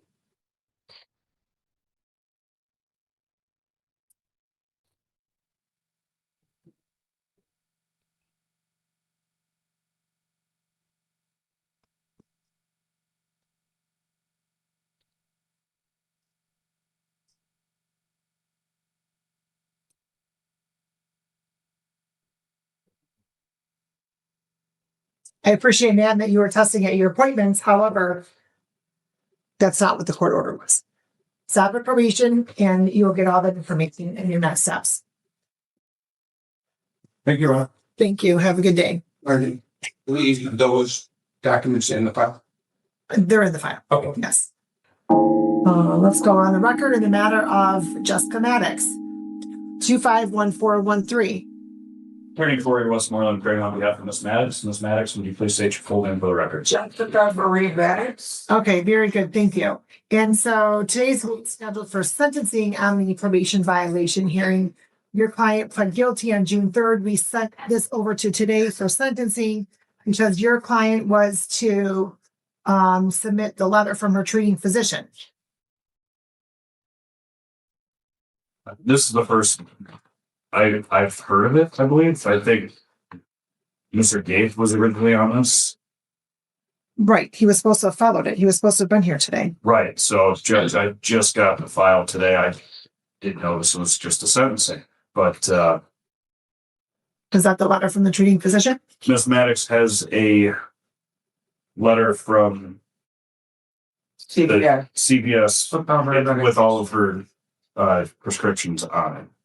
I don't believe she has a letter from her treating physician. Okay. At least he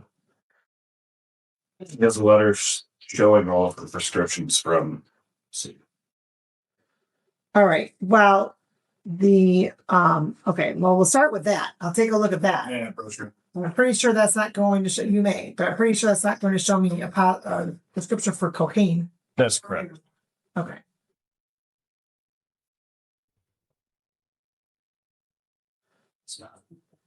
Okay.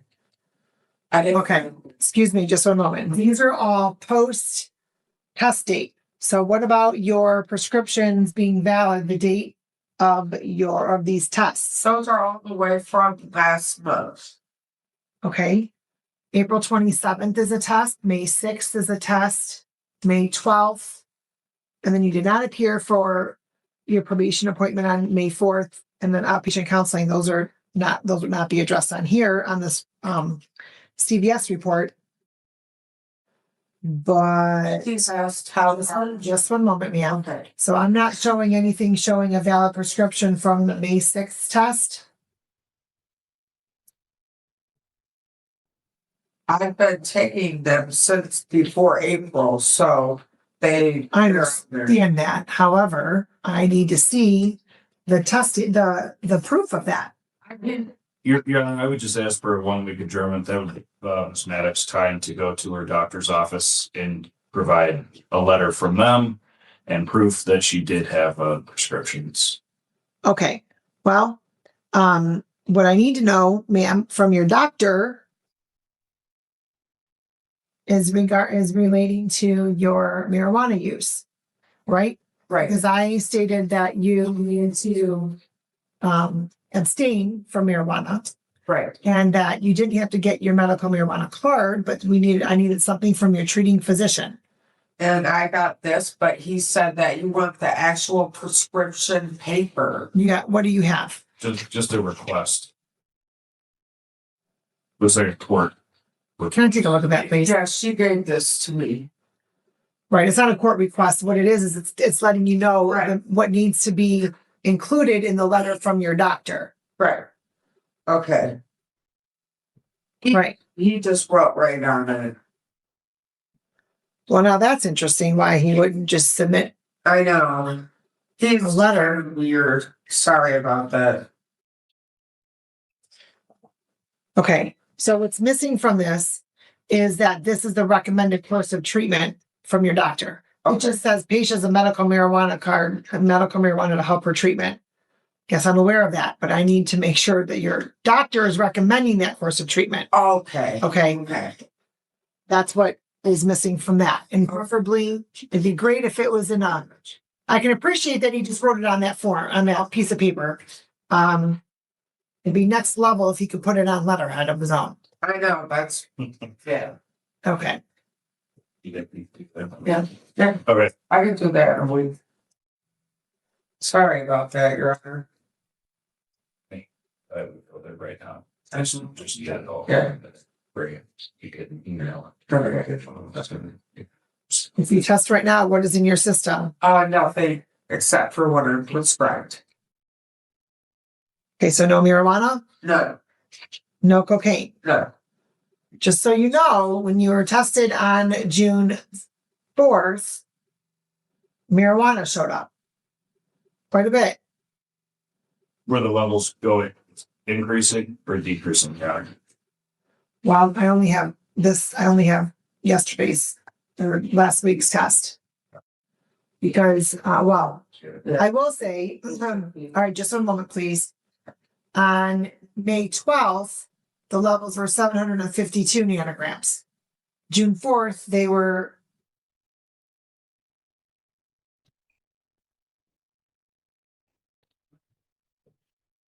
one of them shows 326, one shows 763. So either way, there's some use in between May 12th and June 4th.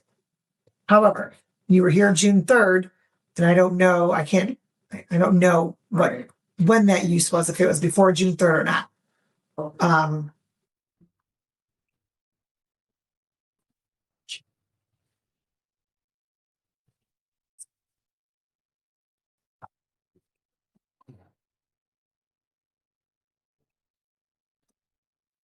Okay, we'll adjourn this one more week. Thank you, Judge. June 17th. Maybe I'll do it 2 weeks, just that. Okay. Are you here in 2 weeks, Mr. Westmoreland? Yes. Okay. All right, so we'll do 2 weeks. At 8:45 a.m. On June 24th. I'm sorry, what's the date? June 24th, 2 weeks from today. At 8:30? 8:45. Thank you. Have a good day. Thank you. Adjusting appropriately for court. Okay. We're on the record in the matter. Ma'am, are you on your phone?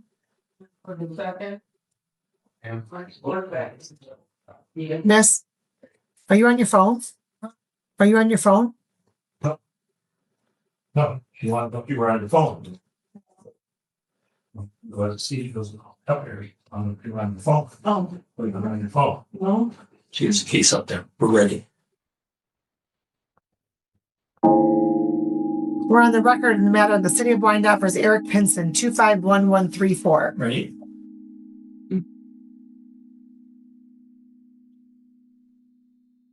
You're on. Good morning, Richard T. Serrano, P3328, appearing on behalf with my client. And Your Honor, this is the time set for his pretrial. State your name for the record, sir. Eric Pinson. All right, thank you. And yes, today is the date scheduled for the pretrial in this matter in council. Your Honor, after speaking to the prosecutor and my client, he wishes to plead guilty to amended charge of possession of drug paraphernalia. I've explained to him what that entails, and he's ready for the court's examination. If that is accepted, the original charge would be dismissed on the prosecutor's motion.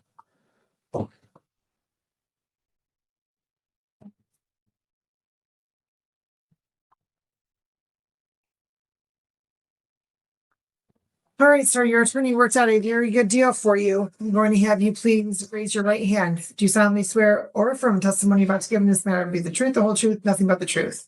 Yes, Your Honor. And you heard the plea that was placed on the record, correct? As to the amended charge of possession of drug paraphernalia, how do you plead? Guilty, Your Honor. You've gone over your advice of rights with your attorney, correct? Yes. And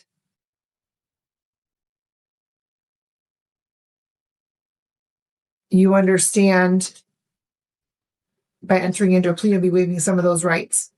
Yes, ma'am. You also understand the possible penalty as a result of your plea, whether in this court, any other court, or administrative agency. Yes. Knowing all of that, do you want to continue with your plea? Yes, Your Honor. Has anybody promised you anything, threatened you, or coerced you in any way for you to enter into a plea? No, Your Honor. All right. And any immigration issues?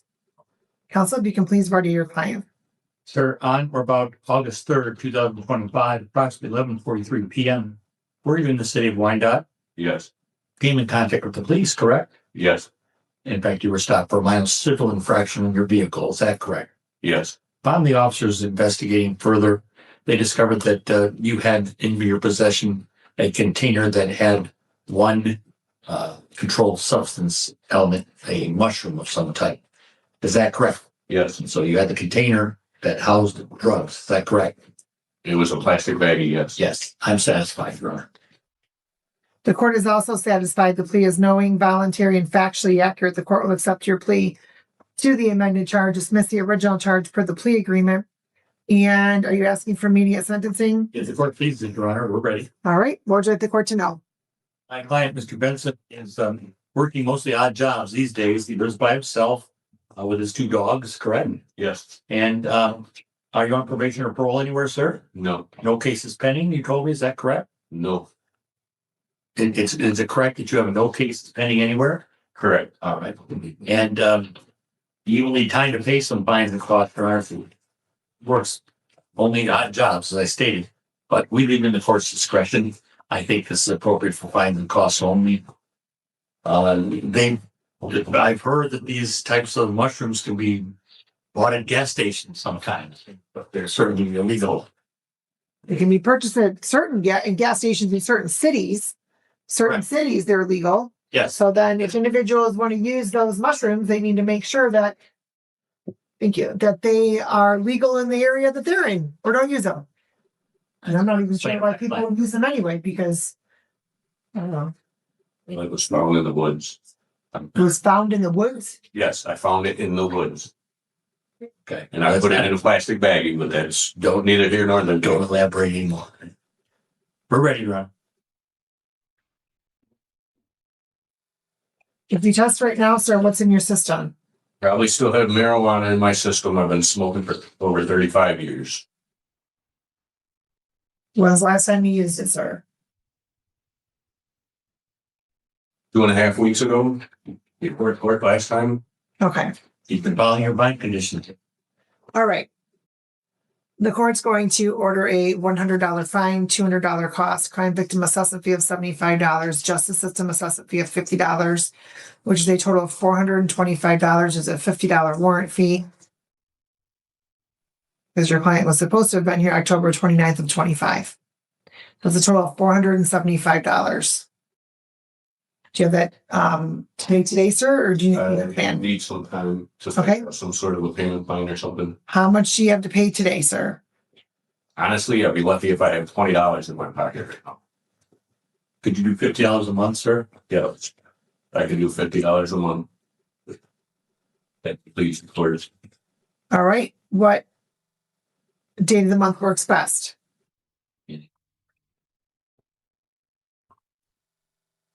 I'm gonna say by the 20th, I could have it paid. Okay. Be You want- paid. My Right. payment Do you want to by the begin? 20th. Do you want to begin June 20th? Please don't. Okay. $50 by June 20th, then? Yes. All right. And then, sir, you can stop at the window so you can get information about paying that online if you'd like. And so then you don't have to make the trip in every month. Okay. Okay. Or you can come in person, whichever you prefer. Thank you, Your Honor. Thank you. Have a good day. We're on the record of the matter of the city of Wyandotte versus Cody Goff, 26480. Your Honor, good afternoon or good morning, Richard T. Serrano, P3 appearing on behalf of my client. Your Honor, this is the date time set for arraignment pretrial. Sir, please state your name. Cody Goff. All right. And sir, good morning. And today is the date scheduled for the arraignment and pretrial on these matters. And as to the arraignment, Your Honor, I advise my client of the nature of the charges against him. He understands all possible consequences of those charges. And he also understands all his constitutional rights, which he signed a form regarding that. Well, Your Honor, at this time, we're ready to go forward with the plea. May I place it on the record? You may. Your Honor, my client wishes to avail himself of the offer made by the prosecutor. Excuse me. In that he will plead responsible to the amended charge of disruptive behavior. I'll explain to him what that entails. That is accepted, the original charge of disorderly conduct would be dismissed and the court's examination.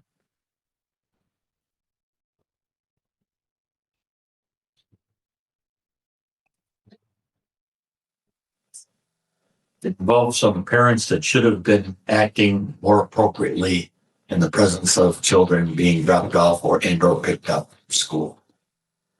Fortunately, no one was injured.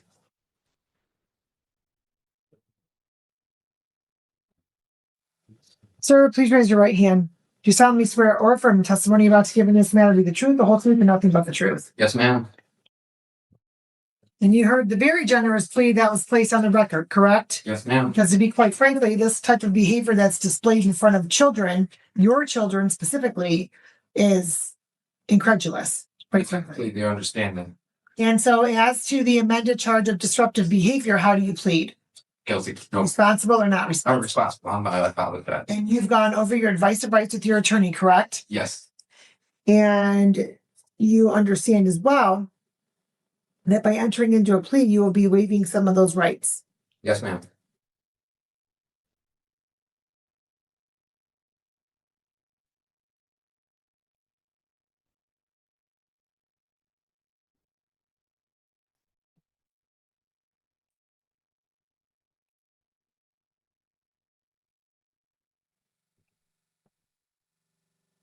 You also understand, sir, the possible penalty as a result of your plea, whether in this court, any other court, or administrative agency. Yes, ma'am.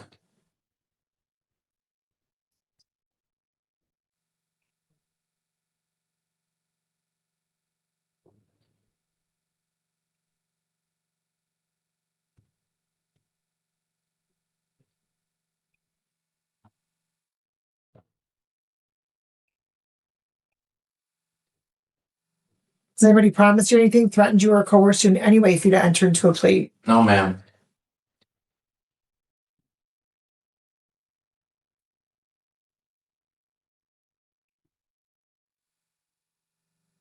Okay. And any immigration issues? Not at all. Okay. So just to understand, whose phone was that? I don't know. I called him. Okay, good enough. All right, thank you. And who is Ms. Demers to you? I have no clue who that woman is. She was the other person that got out the car and started the Okay. thing. Okay.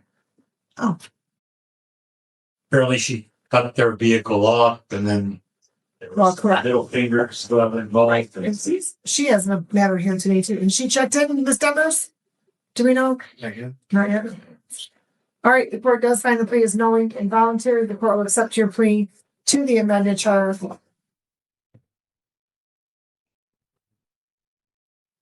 That's $250. You have that to pay today, sir. No, but I will be making payment plans.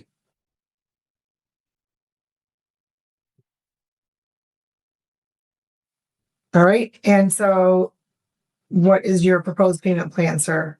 I can make a payment every month. How much? $50 a month. Beginning when? We can do it next Thursday.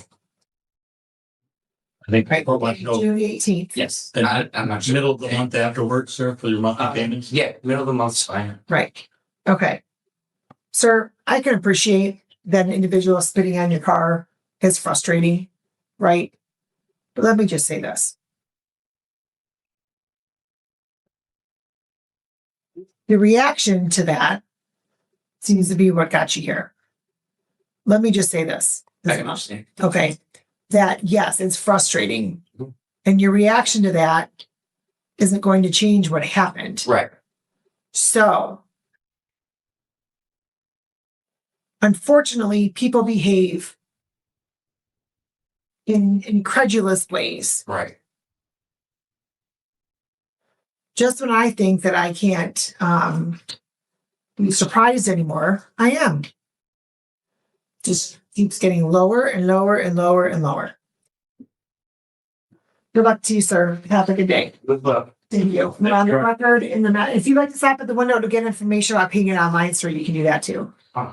Let's go on the record in 28 District Court case City or 26244, City of Southgate versus Joshua Collins. Good afternoon, Your Honor. Kendra Brooks, K8921 on behalf of Mr. Collins. Thank you. And Southgate PD, can you please hit unmute on your device? Thank you. No problem. Thank you. Hey, Mr. Collins, your name for the record, please. Joshua Christopher Collins. I couldn't hear you. You cannot hear me? No, I can hear you now. Yes, ma'am. You were asking a question, Your Honor. And so counsel, as to the arraignment. Mr. Collins would like to waive a formal reading of the charges and stand mute. Before we waive the formal reading, enter a plea of not guilty for purposes of the arraignment. And then as to, we'll schedule this matter for pre-trial on June 23rd Well, good. at 8:30 a.m. And then counsel as to bond. Mr. Collins would request a PR bond. This is a low severity misdemeanor. He has indicated that he is from the area. There may be some competency concerns in this case. And yes, he would like to request a PR bond. Okay, Mr. Collins, where is it you live? I'm at JMMI because I am not in Portland. I've been out here at the Miracle Ministry. We're just getting everything situated, needing Melania Trump here, but Donald Trump. I stopped on the property over at Pennzoil. He came out of prison, started harassing me. So I went across the street, got help today, and we're here. I'm looking for my kids too. They're here, so I'm asking Melania to come and help me with the ministry, with the buildings and property. I need her help. I need your help, Your Honor. Whose help do you need, Just sir? with the little help of the Miracle Ministry. What is the Miracle Ministry? Joshua Media Ministries International. It's called Melania and I are Joshua over what? it. Joshua Media Ministries International. And also I've been cleared by Ohio Supreme Court by the judge just a few months ago. He's cleared me eternally. So I shouldn't even be here. Okay, I have, sir, they what have were you? court What order were you? paper. Excuse me, sir. Sorry. What were you in court in Ohio for? I was walking to Ohio and I was at Pedro, but there was nothing that I did wrong other than they just picked me up. Okay, well, sir, it appears as though. Just being a customer, I was on my way to Florida because I have What's family that? I have family in Florida with the Trumps because Melania Trump is my daughter, my biological daughter, and I'm Gerald Ford's grandson. So I was going to Florida, but for some reason these people keep following me. And I'm not doing anything wrong. I'm doing completely what Jesus said, what the Father has said, and the judge even said I'm cleared for eternally. Even if it looks like I did something wrong or didn't do something wrong, I have God's mercy and I'm forgiven. There we go. That's all I want to say. And I thank you for Okay, listening. all right, got it. Thank you, sir. Okay. Feel better. Well, good. I'm glad that you do, sir. Thank you. Okay, so, based upon all that, the court, would agree, counsel, that there may be some, issues that are occurring. So what I'm going to do is I'm going to order a $7,500 personal bond. I'm going to order Mr. Collins to be tethered to mental health treatment in the Wayne County Jail. Mr. Collins is not to return. I can't go to jail, ma'am, because I have a Ohio Supreme Court document from the actual Supreme Court judge. That's the highest judge ruling over America and Michigan. That's correct, sir. Sir, That's given. Ohio Supreme That's Court given to is me. not. Excuse me. The Ohio Supreme Court is not the highest judge in the over America. Just so we're clear. What Father did with that judge is clear me for eternity. You can't accuse me, condemn me, steal from me. You can't do anything illegally to me or legally to me. You have to let me go. You have to let me go. Sir, At least you're incorrect. Sir, you're incorrect. I do not I'm have to let Israel you and go American, man. because, sir, you clearly are having a mental health crisis, and we're going to help you with that. No, I have the Holy Ghost, ma'am. in me. Okay, that is correct. I have apostle. I'm apostle. I have miracles flowing from me, ma'am. No mental illness. And guess what? I'm not born from Karen Collins, who's Elon Musk's mother. Okay. My mother is Mary Chalman from Riverview. Here, I have Your family. mother is what? Your mother's what? My mother is Mary Chalman from the Catholic Church.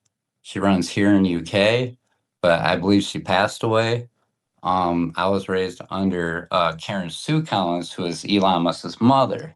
I was honored, and I left the house when, she asked me to.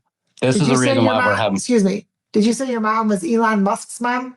No, that's not my mom by DNA. I was raised by her. Mary Chalman is my mom by DNA here in Riverview. Okay. And then our miracle ministry is on Allen Street right here where I was. And it's to the right, ma'am. Okay. So Pennzoil to the right is JMMI. And then to the left on Allen Street, is St. Mary Catholic Church down the street. Allen Street. Yeah. JMMI and then Allen that way. Okay. So both are on Allen. That's true. That's my mom, Mary Chalman. And I'm a twin brother to Marshall Chalman. That's Eminem. And I'm God's best friend and God's face-to-face prophet with the Miracle Ministry. Yes, ma'am. And we're trying to clear this up and get my family right now. If my family is saying no, One way we're going to do then that, I got sir, is to move that forward. you are not to return to Phil's auto parts and you're to be tethered to mental health treatment through the Wayne County Jail. Have a good day. Thank you, Your Honor. Thank you, ma'am. Thank you. You get me out. 7,500. I love you. I'll marry you. Thank you. Nope, already married. Thank you. Okay. Hey, Judge DiSanto got a proposal in the end, y'all. I mean, marrying Eminem's twin brother. I mean, it's that's crazy, man. That's crazy.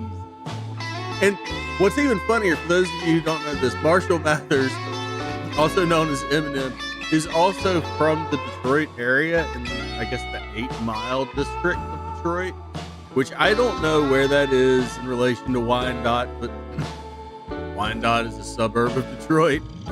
So, I mean, hey, some of the story could fit. I mean, maybe he is Melania's daddy. I mean,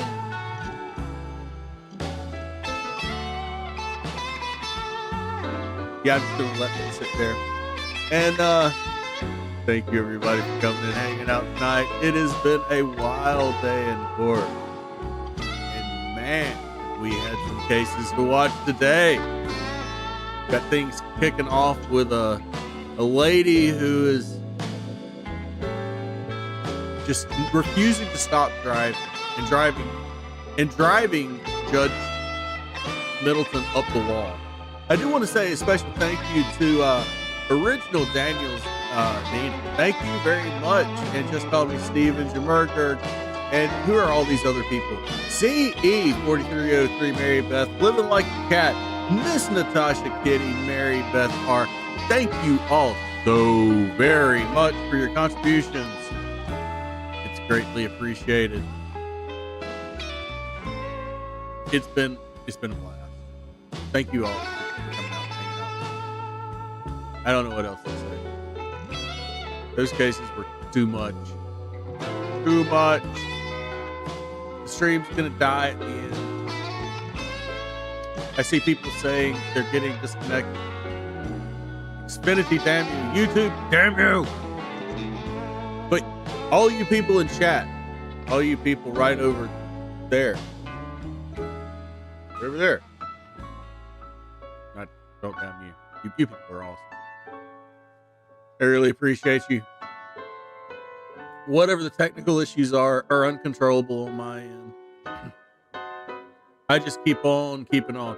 I do this every single night of the week. Same Wolf time, same Wolf channel. We're gonna try. Even with all of the craziness, all the techie stuff, we're gonna try. try it. Do it live. So many people like doing it live. Thank you, Mama Wolfie. Thank you, Ron, for hanging out tonight. Great to see you both. Thank you, Marty. Thank you, Natasha Kitty. Thank you, Barry. Thank you, Kier. Thank you, Felix. Thank you, PM Brick. Did I do that right? Pete Nebrick. It's Pete Nebrick, right? I always get it wrong. Yeah. Anyway, I'm your local Foosel. I'm the crazy little idiot who puts all this stuff together and finds all these cases and puts them all into a little compilation so we can all come together and watch them together. And we'll do more of this tomorrow night. For now, I'm done. I'm your lone wolf Foosel, and I am out.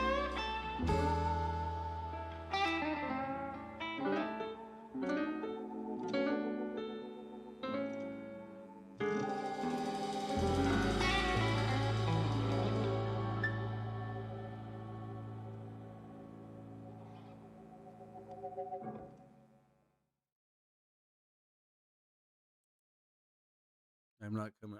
I'm not gonna do it. I'm not doing an outro tonight. I've made up my mind. It's just too cheesy. Every single one of these little compilations, I do something. Wait, why am I on the screen? What are you doing here? Are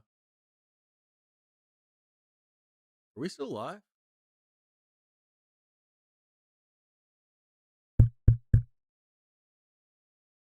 Ajimi dini papa da da para me papa da papa boom ma ah kapla. Ah, I think I just had a loogie. Yeah, a loogie.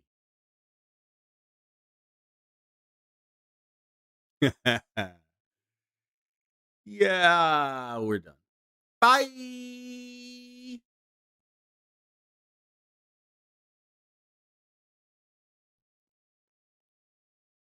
Palestini rotati dixan. Whoa. Now, bye.